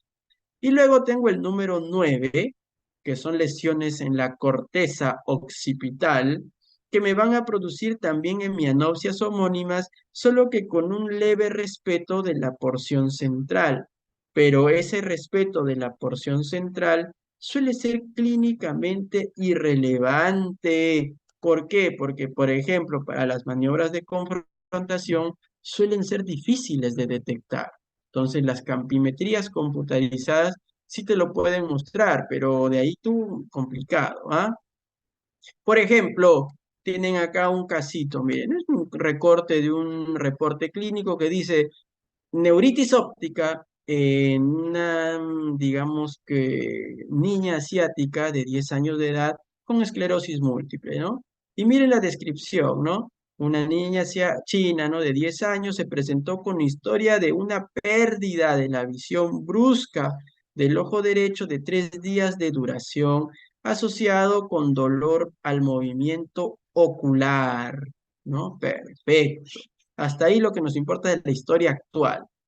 Y luego dice, durante el ingreso actual, el examen ocular reveló que la agudeza visual del ojo derecho era cuentadedos, ¿no? Con un defecto pupilar aferente, pero era cuentadedos, ¿ya? Miren, ¿ah? Luego dice, eh, la sensibilidad al contraste y el test de visión de colores estaba severamente comprometido. Entonces, para que vean que cuando hay una inflamación aguda del nervio óptico que se le llama neuritis óptica, que puede tener causas usualmente autoinmunes o infecciosas, hay que evaluar no solo la agudeza visual, sino también la percepción de colores y la sensibilidad al contraste, así como la función pupilar. Muy bien. Por ejemplo, otro casito acá, esta es una resonancia normal que les intenta mostrar la relación entre el quiasma óptico y la glándula hipófisis, miren, ¿no? Normalmente están así separadas, no están en contacto, pero cuando existe un tumor hipofisiario, un adenoma hipofisiario o un macroadenoma hipofisiario, pues obviamente este macroadenoma va a comprimir, va a presionar la porción medial del quiasma óptico. ¿Y eso qué me va a conllevar? Si se presiona la porción medial del quiasma óptico en el número 3, eso va a conllevar a la producción de una hemianopsia bitemporal. La queja de los pacientes usualmente es dolor de cabeza por un incremento de la presión intracraneal y la famosa visión tubular. Paciente, doctor, yo veo como que tuviera acá un tubo así, veo así bien todo, pero lo de afuera lo veo borroso, no lo puedo distinguir bien, como si tuviera un tubo acá y veo así todo lo del tubo perfecto, pero lo de afuera no veo bien, ¿ya? La hemianopsia bitemporal. Otro ejemplo de un daño visual, tengo aquí una resonancia en protocolo FLAIR o FLAIR que me muestra una hiperintensidad a nivel de la corteza temporal medial y la corteza occipital del lado derecho. ¿Qué va a tener este paciente? Este paciente obviamente va a tener una lesión en el número 9 y va a tener una hemianopsia homónima contralateral a la lesión. Si la lesión es derecha, la hemianopsia homónima va a ser izquierda. Entonces el paciente va a tener una dificultad para percibir el lado izquierdo del campo visual en ambos ojos, ¿ya? Muy bien.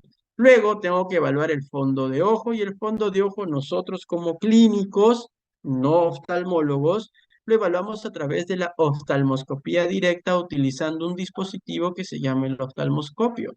Entonces, recuerden, oftalmoscopio, si voy a evaluar el ojo derecho del paciente, tengo que colocar el oftalmoscopio en mi ojo derecho y sujetarlo con mi brazo derecho. Primero, obviamente, ajusto, veo mi mano una distancia prudente como para que yo pueda ver bien los surcos de mi mano. Y luego ya voy con el paciente, le pido que mire un punto fijo. Lo ideal sería bajar un poco la iluminación de la habitación para que esto me produzca una dilatación pupilar. Pero obviamente los gringos que hacen, ellos te echan unas gotitas y dilatan la pupila, pues, pero acá tenemos que adaptarnos a todo. Entonces, miren, nos vamos acercando. Igual, cuando evalúe el ojo izquierdo, el evaluador también está con el oftalmoscopio en su ojo izquierdo, agarrándolo con la mano izquierda, así se evalúa. ¿Qué debo ver? Algo así, el fondo de ojo. ¿Qué me importa a mí como neurólogo? A mí me importa evaluar la papila óptica, que lo que representa es el nacimiento del nervio óptico. Usualmente la papila óptica tiene forma redondeada, el color del sol, de bordes definidos. Eso es lo normal. En los casos de las neuritis ópticas, las papilas están aumentadas de volumen, de bordes no definidos y con cambios en su coloración, que puede ir de la palidez extrema hasta un rojo nacarado con tintes hemorrágicos, ¿ya? Muy bien. Más o menos las papilas ópticas tienen una localización medial, nasal. Están para adentro, no están hacia afuera. ¿Ya? No se olviden. Muy bien. También tengo que ver la función pupilar. Recuerden que las pupilas normalmente miden entre 2 a 4 milímetros y se puede esperar que haya una diferencia de tamaño entre ambas pupilas alrededor de 1 milímetro, ¿no? O sea, no siempre van a ser del mismo tamaño. Pueden tener una diferencia de 1 milímetro en promedio, ¿ya? Cuando están diferentes, o sea, la diferencia de tamaño es de más de 1 milímetro, se le llama anisocoria. Cuando están pequeñas se les llama miosis y cuando están dilatadas se les llama midriasis. Y recuerden que la miosis puede ser activada por un estímulo del sistema nervioso parasimpático y más bien la midriasis, obviamente a través de un estímulo simpático. ¿Ya? Muy bien. Ahora, recuerden que también hay que evaluar el reflejo fotomotor y el reflejo consensual. De reflejo fotomotor ya hemos hablado en la primera clase y el reflejo consensual, recuerden que se refiere a que si yo le pongo a alguien un estímulo luminoso en el ojo derecho, por más que yo ponga acá una barrera, le pongo una luz a alguien en el ojo derecho, ese ojo se va a achicar, se va a volver miótico, pero el otro ojo también se va a volver miótico, se va a volver miótico, a pesar de que a él no le está cayendo el estímulo luminoso, debido pues a que hay un consenso en la respuesta que suele ser biocular, ¿ya? Muy bien. Y no hay que olvidar pues que en el fotomotor participa el segundo y el tercero, cosa que ya lo saben ustedes, ¿no? Para evaluar los nervios oculomotores, recuerden que son el tercero, el cuarto y el sexto. Recuerden que yo tengo que saber qué músculos inerva cada uno de ellos. Por ejemplo, ya saben, el nervio oculomotor o motor ocular común, que es el tercero, vamos a escribirlo en el chat, el tercero va a inervar al músculo recto interno, va a inervar al músculo recto superior, al músculo recto inferior y al músculo oblicuo menor, así como a un músculo que no participa en el movimiento ocular, pero que es el músculo elevador del párpado superior. Entonces, esos músculos que están escritos en el chat son los músculos que están inervados por el tercer nervio craneal o motor ocular común. Por el cuarto, que es el patético, está o troclear. Troclear es un nombre correcto. El troclear inerva al músculo oblicuo mayor o conocido como superior, ¿ya? Y el sexto, motor ocular externo, inerva al abducens o motor ocular externo, que es, perdón, y ese va a inervar al músculo recto externo. Entonces, son 6 músculos del movimiento ocular, 4 inervados por el tercero, 1 inervado por el cuarto, 1 inervado por el sexto. Entonces, eso es lo que tienen que recordar.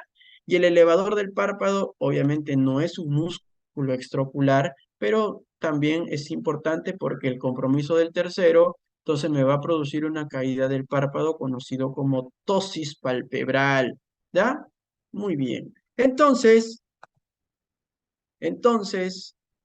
ya conociendo qué músculo inerva cada uno de ellos, ustedes se pueden dar cuenta de quién es responsable de los movimientos oculares, pues, ¿no?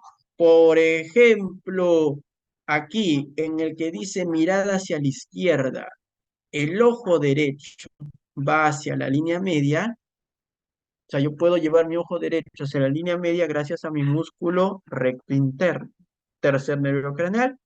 Puedo llevar mi ojo hacia afuera gracias al recto externo, sexto nervio craneal. Puedo llevar mi ojo hacia arriba y hacia adentro, miren, hacia arriba y hacia adentro, gracias al tercero, porque inerva el recto interno e inerva el recto superior. Puedo llevar mi ojo, perdón, inerva al recto interno y al oblicuo menor. Puedo llevar mi ojo hacia mi nariz, ¿no? Mirar hacia mi nariz o mirar hacia mis pies, gracias también al tercero y al cuarto. ¿Por qué? Porque el tercero lleva el ojo hacia adentro, gracias al recto interno, pero lleva mi ojo, lo rota hacia abajo, gracias al oblicuo mayor, ¿ya? Que es el cuarto.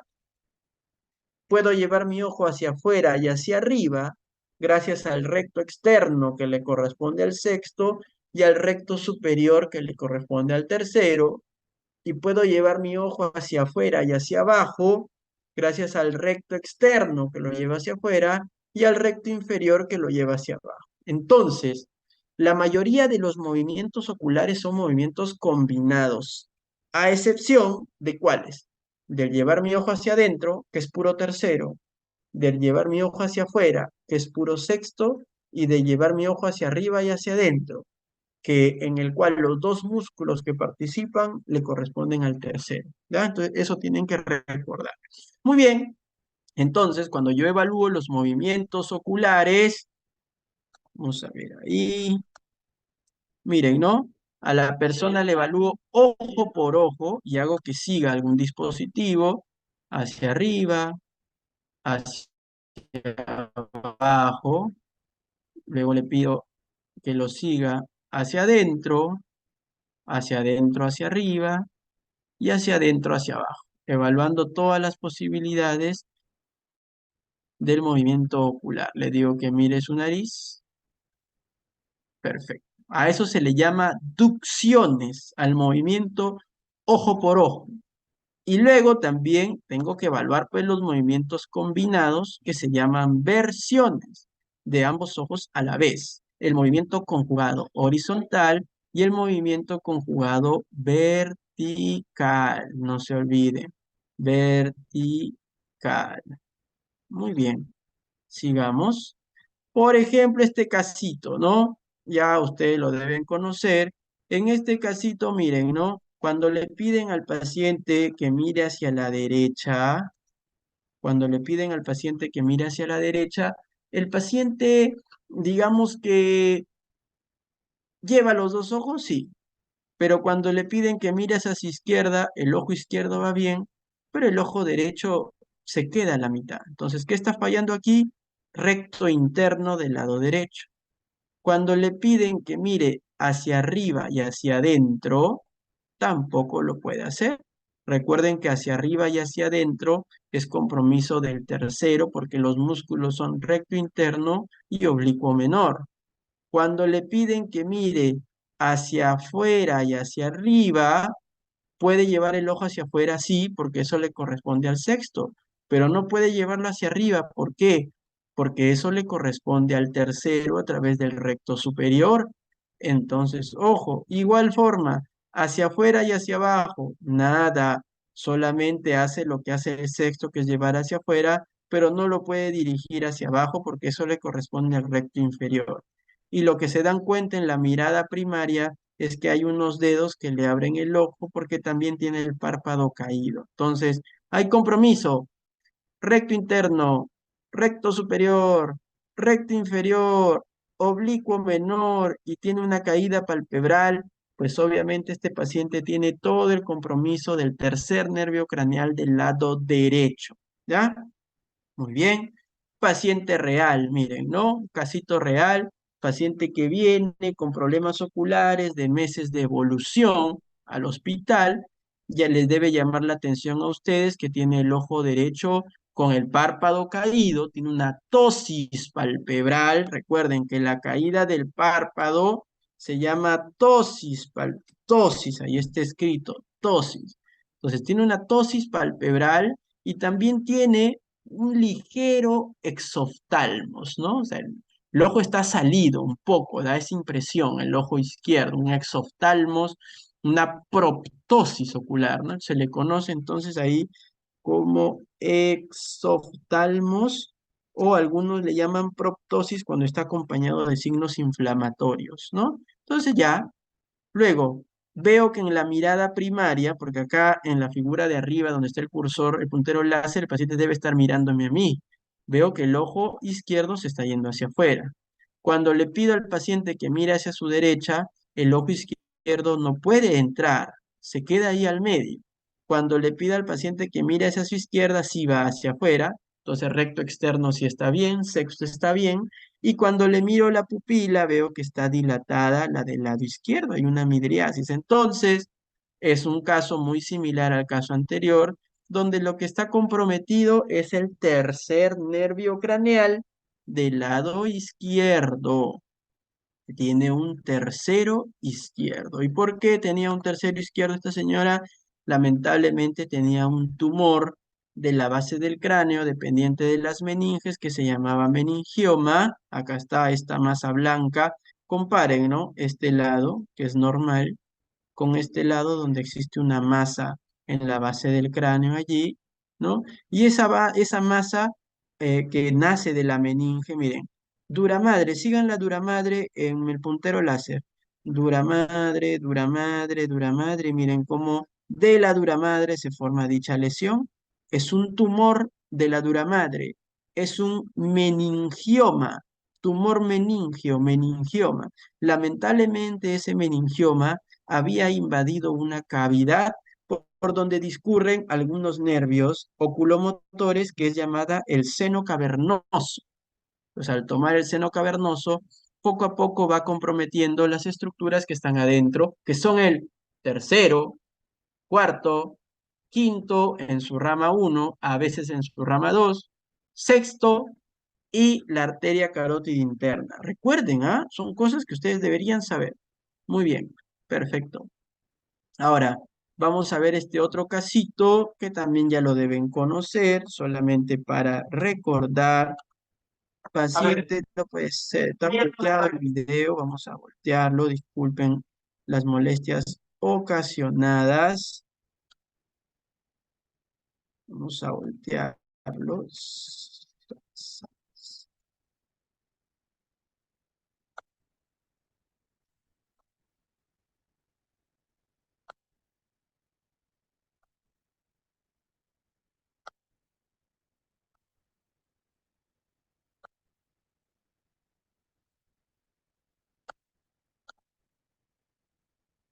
Ya está, entonces vamos a ver, miren, ¿no?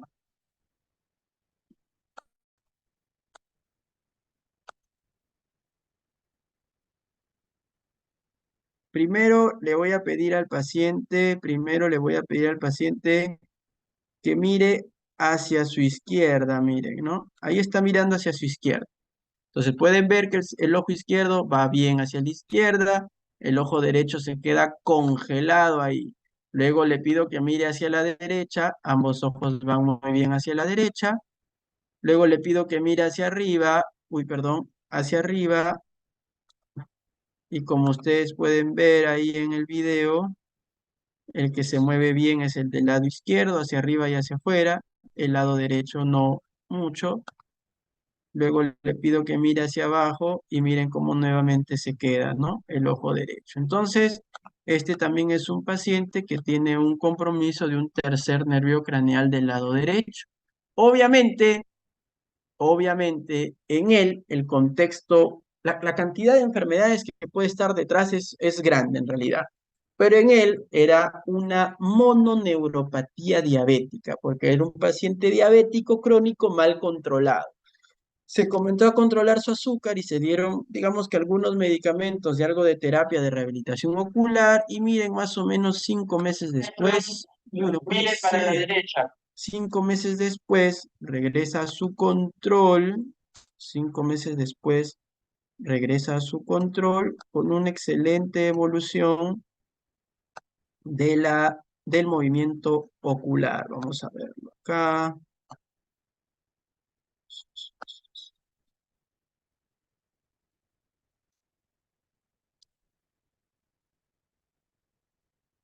A ver. Perfecto. Miren, ¿no? Para la derecha. ¿Está? Muy bien. Mire para la izquierda. Perfecto. Excelente. Mire arriba. Muy bien. Mire sus pies.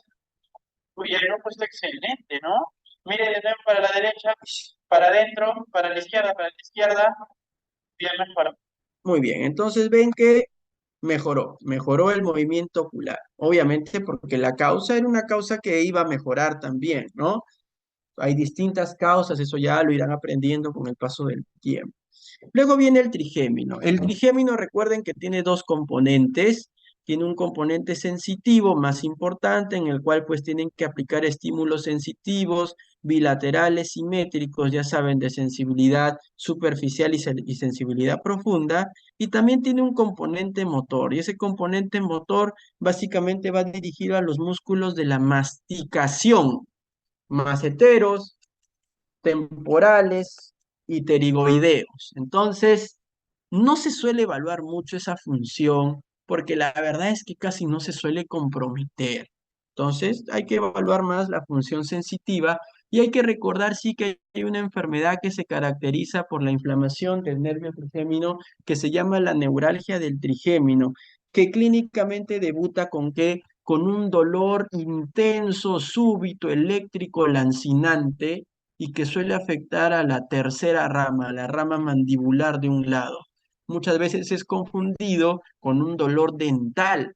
Los pacientes van a 10 odontólogos, los 10 le hacen curaciones, extracciones, endodoncias, le sacan su plata, todo, y cuando ya no tienen nada que sacar y sigue el dolor, a ver, y si va al neurólogo, era una neuralgia del trigémino, ¿no? Increíble, perfecto.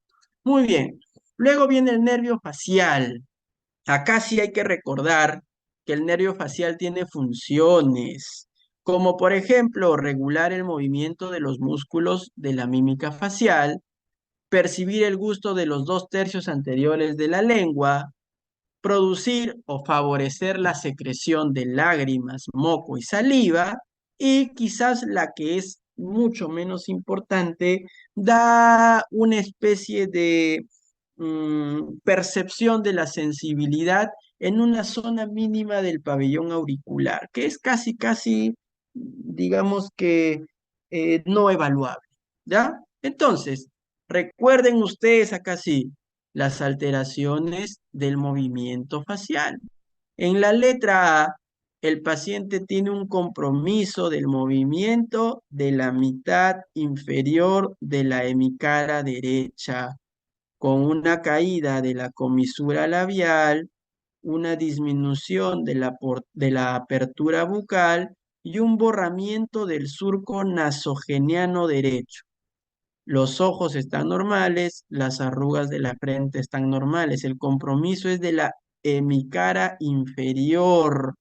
Y este tipo de parálisis es una parálisis denominada parálisis facial de tipo central, usualmente producida por lesiones por encima del núcleo del nervio facial, por eso es una lesión supranuclear.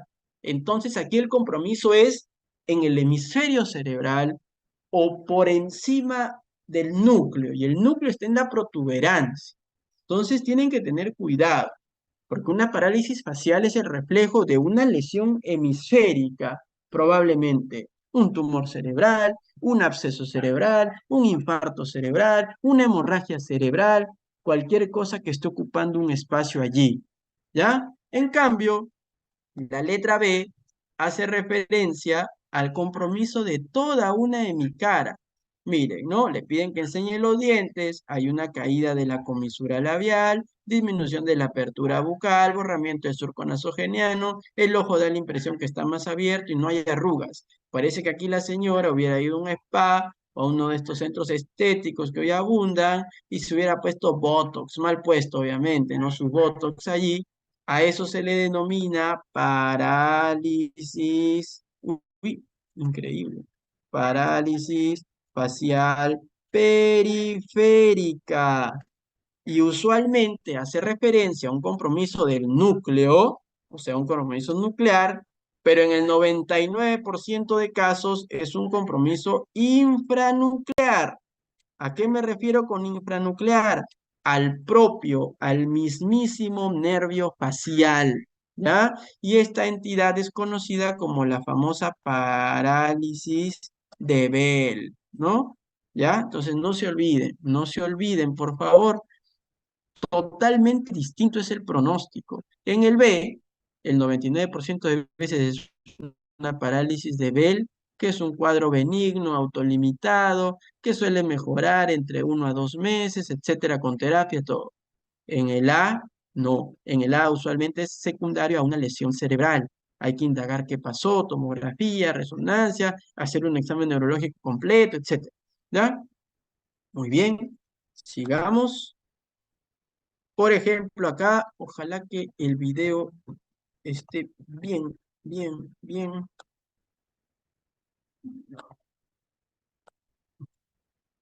Entonces, Ha volteado.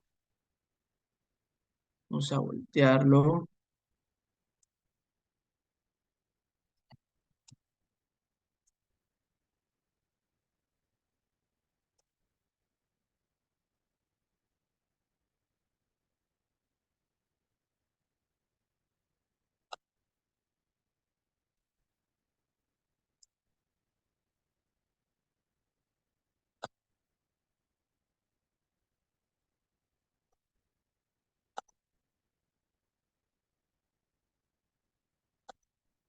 Mire, ¿no? aquí maestro, enséñame los dientes. Le pido al paciente que me enseñe los dientes.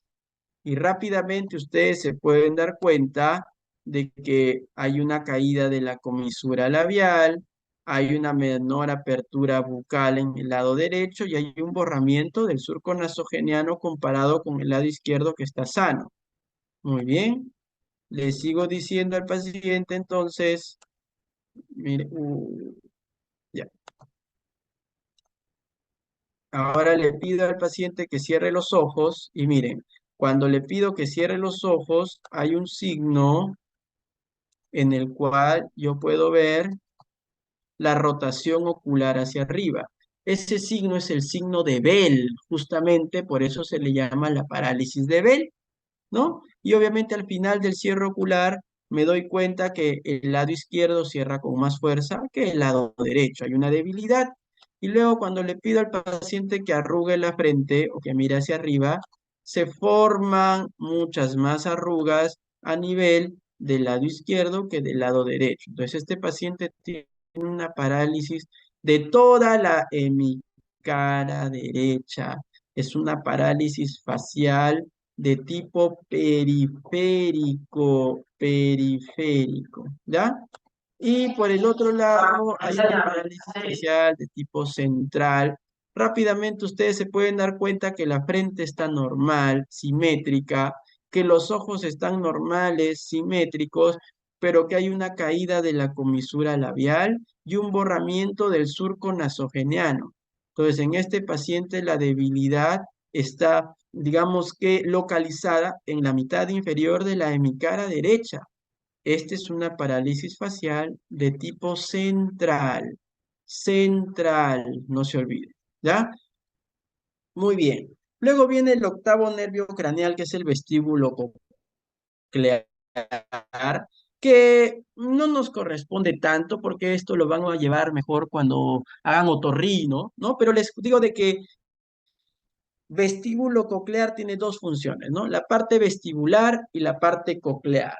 En la parte vestibular tenemos algunas pruebas que hacer, como por ejemplo la prueba de los índices de Varani, en la cual le pedimos al paciente que esté sentado o que se ponga de pie con los brazos así hacia adelante, con los ojos cerrados.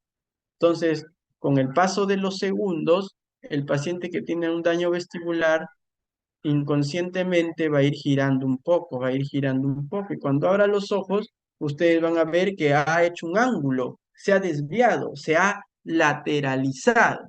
Y la prueba hacia el lado enfermo.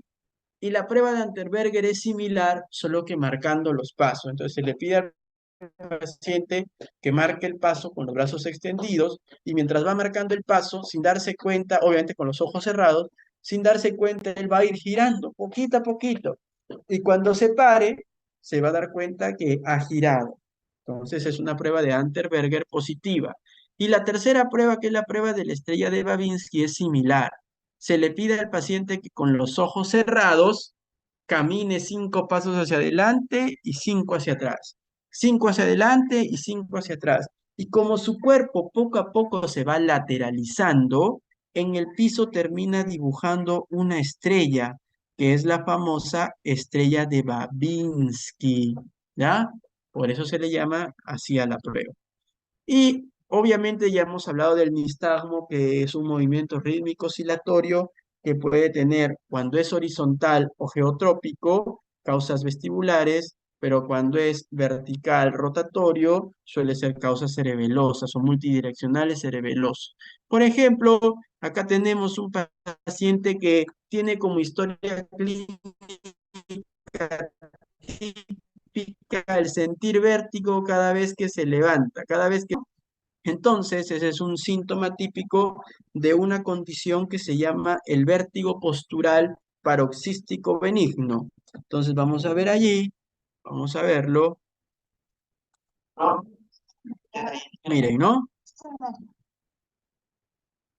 ¿Vieron, no?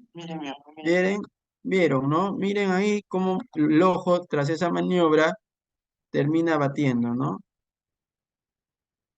Es un nistagmo ese, es un nistagmo geotrópico en el contexto de un paciente con una enfermedad que se llama el vértigo postural paroxístico benigno. Y esa prueba en la cual se evoca ese nistagmo se llama la prueba de Dix-Hallpike, como está escrito allí. Doctor, ¿puede repetir, por favor, cuando el nistagmo es lateral, suele ser por un problema vestibular, ¿ya? Y la prueba esta se llama Dix-Hallpike, ¿ya? Muy bien, sigamos. Y recuerden que la evaluación de la cóclea ya tiene que ver más con el tema auditivo, lo van a evaluar más cuando hagan eh, otorrinolaringología, pero se suele hacer el test de Rine y el test de Weber. En el test de Rine se coloca el diapasón sobre una superficie ósea, que es la apófisis mastoide, hasta que deje de sentirlo el paciente. Una vez que lo deja de sentir, se le coloca adelante y todavía, como el diapasón sigue vibrando, percibe mayor tiempo el estímulo sonoro. Entonces está bien. Y luego en la prueba de Weber se le coloca el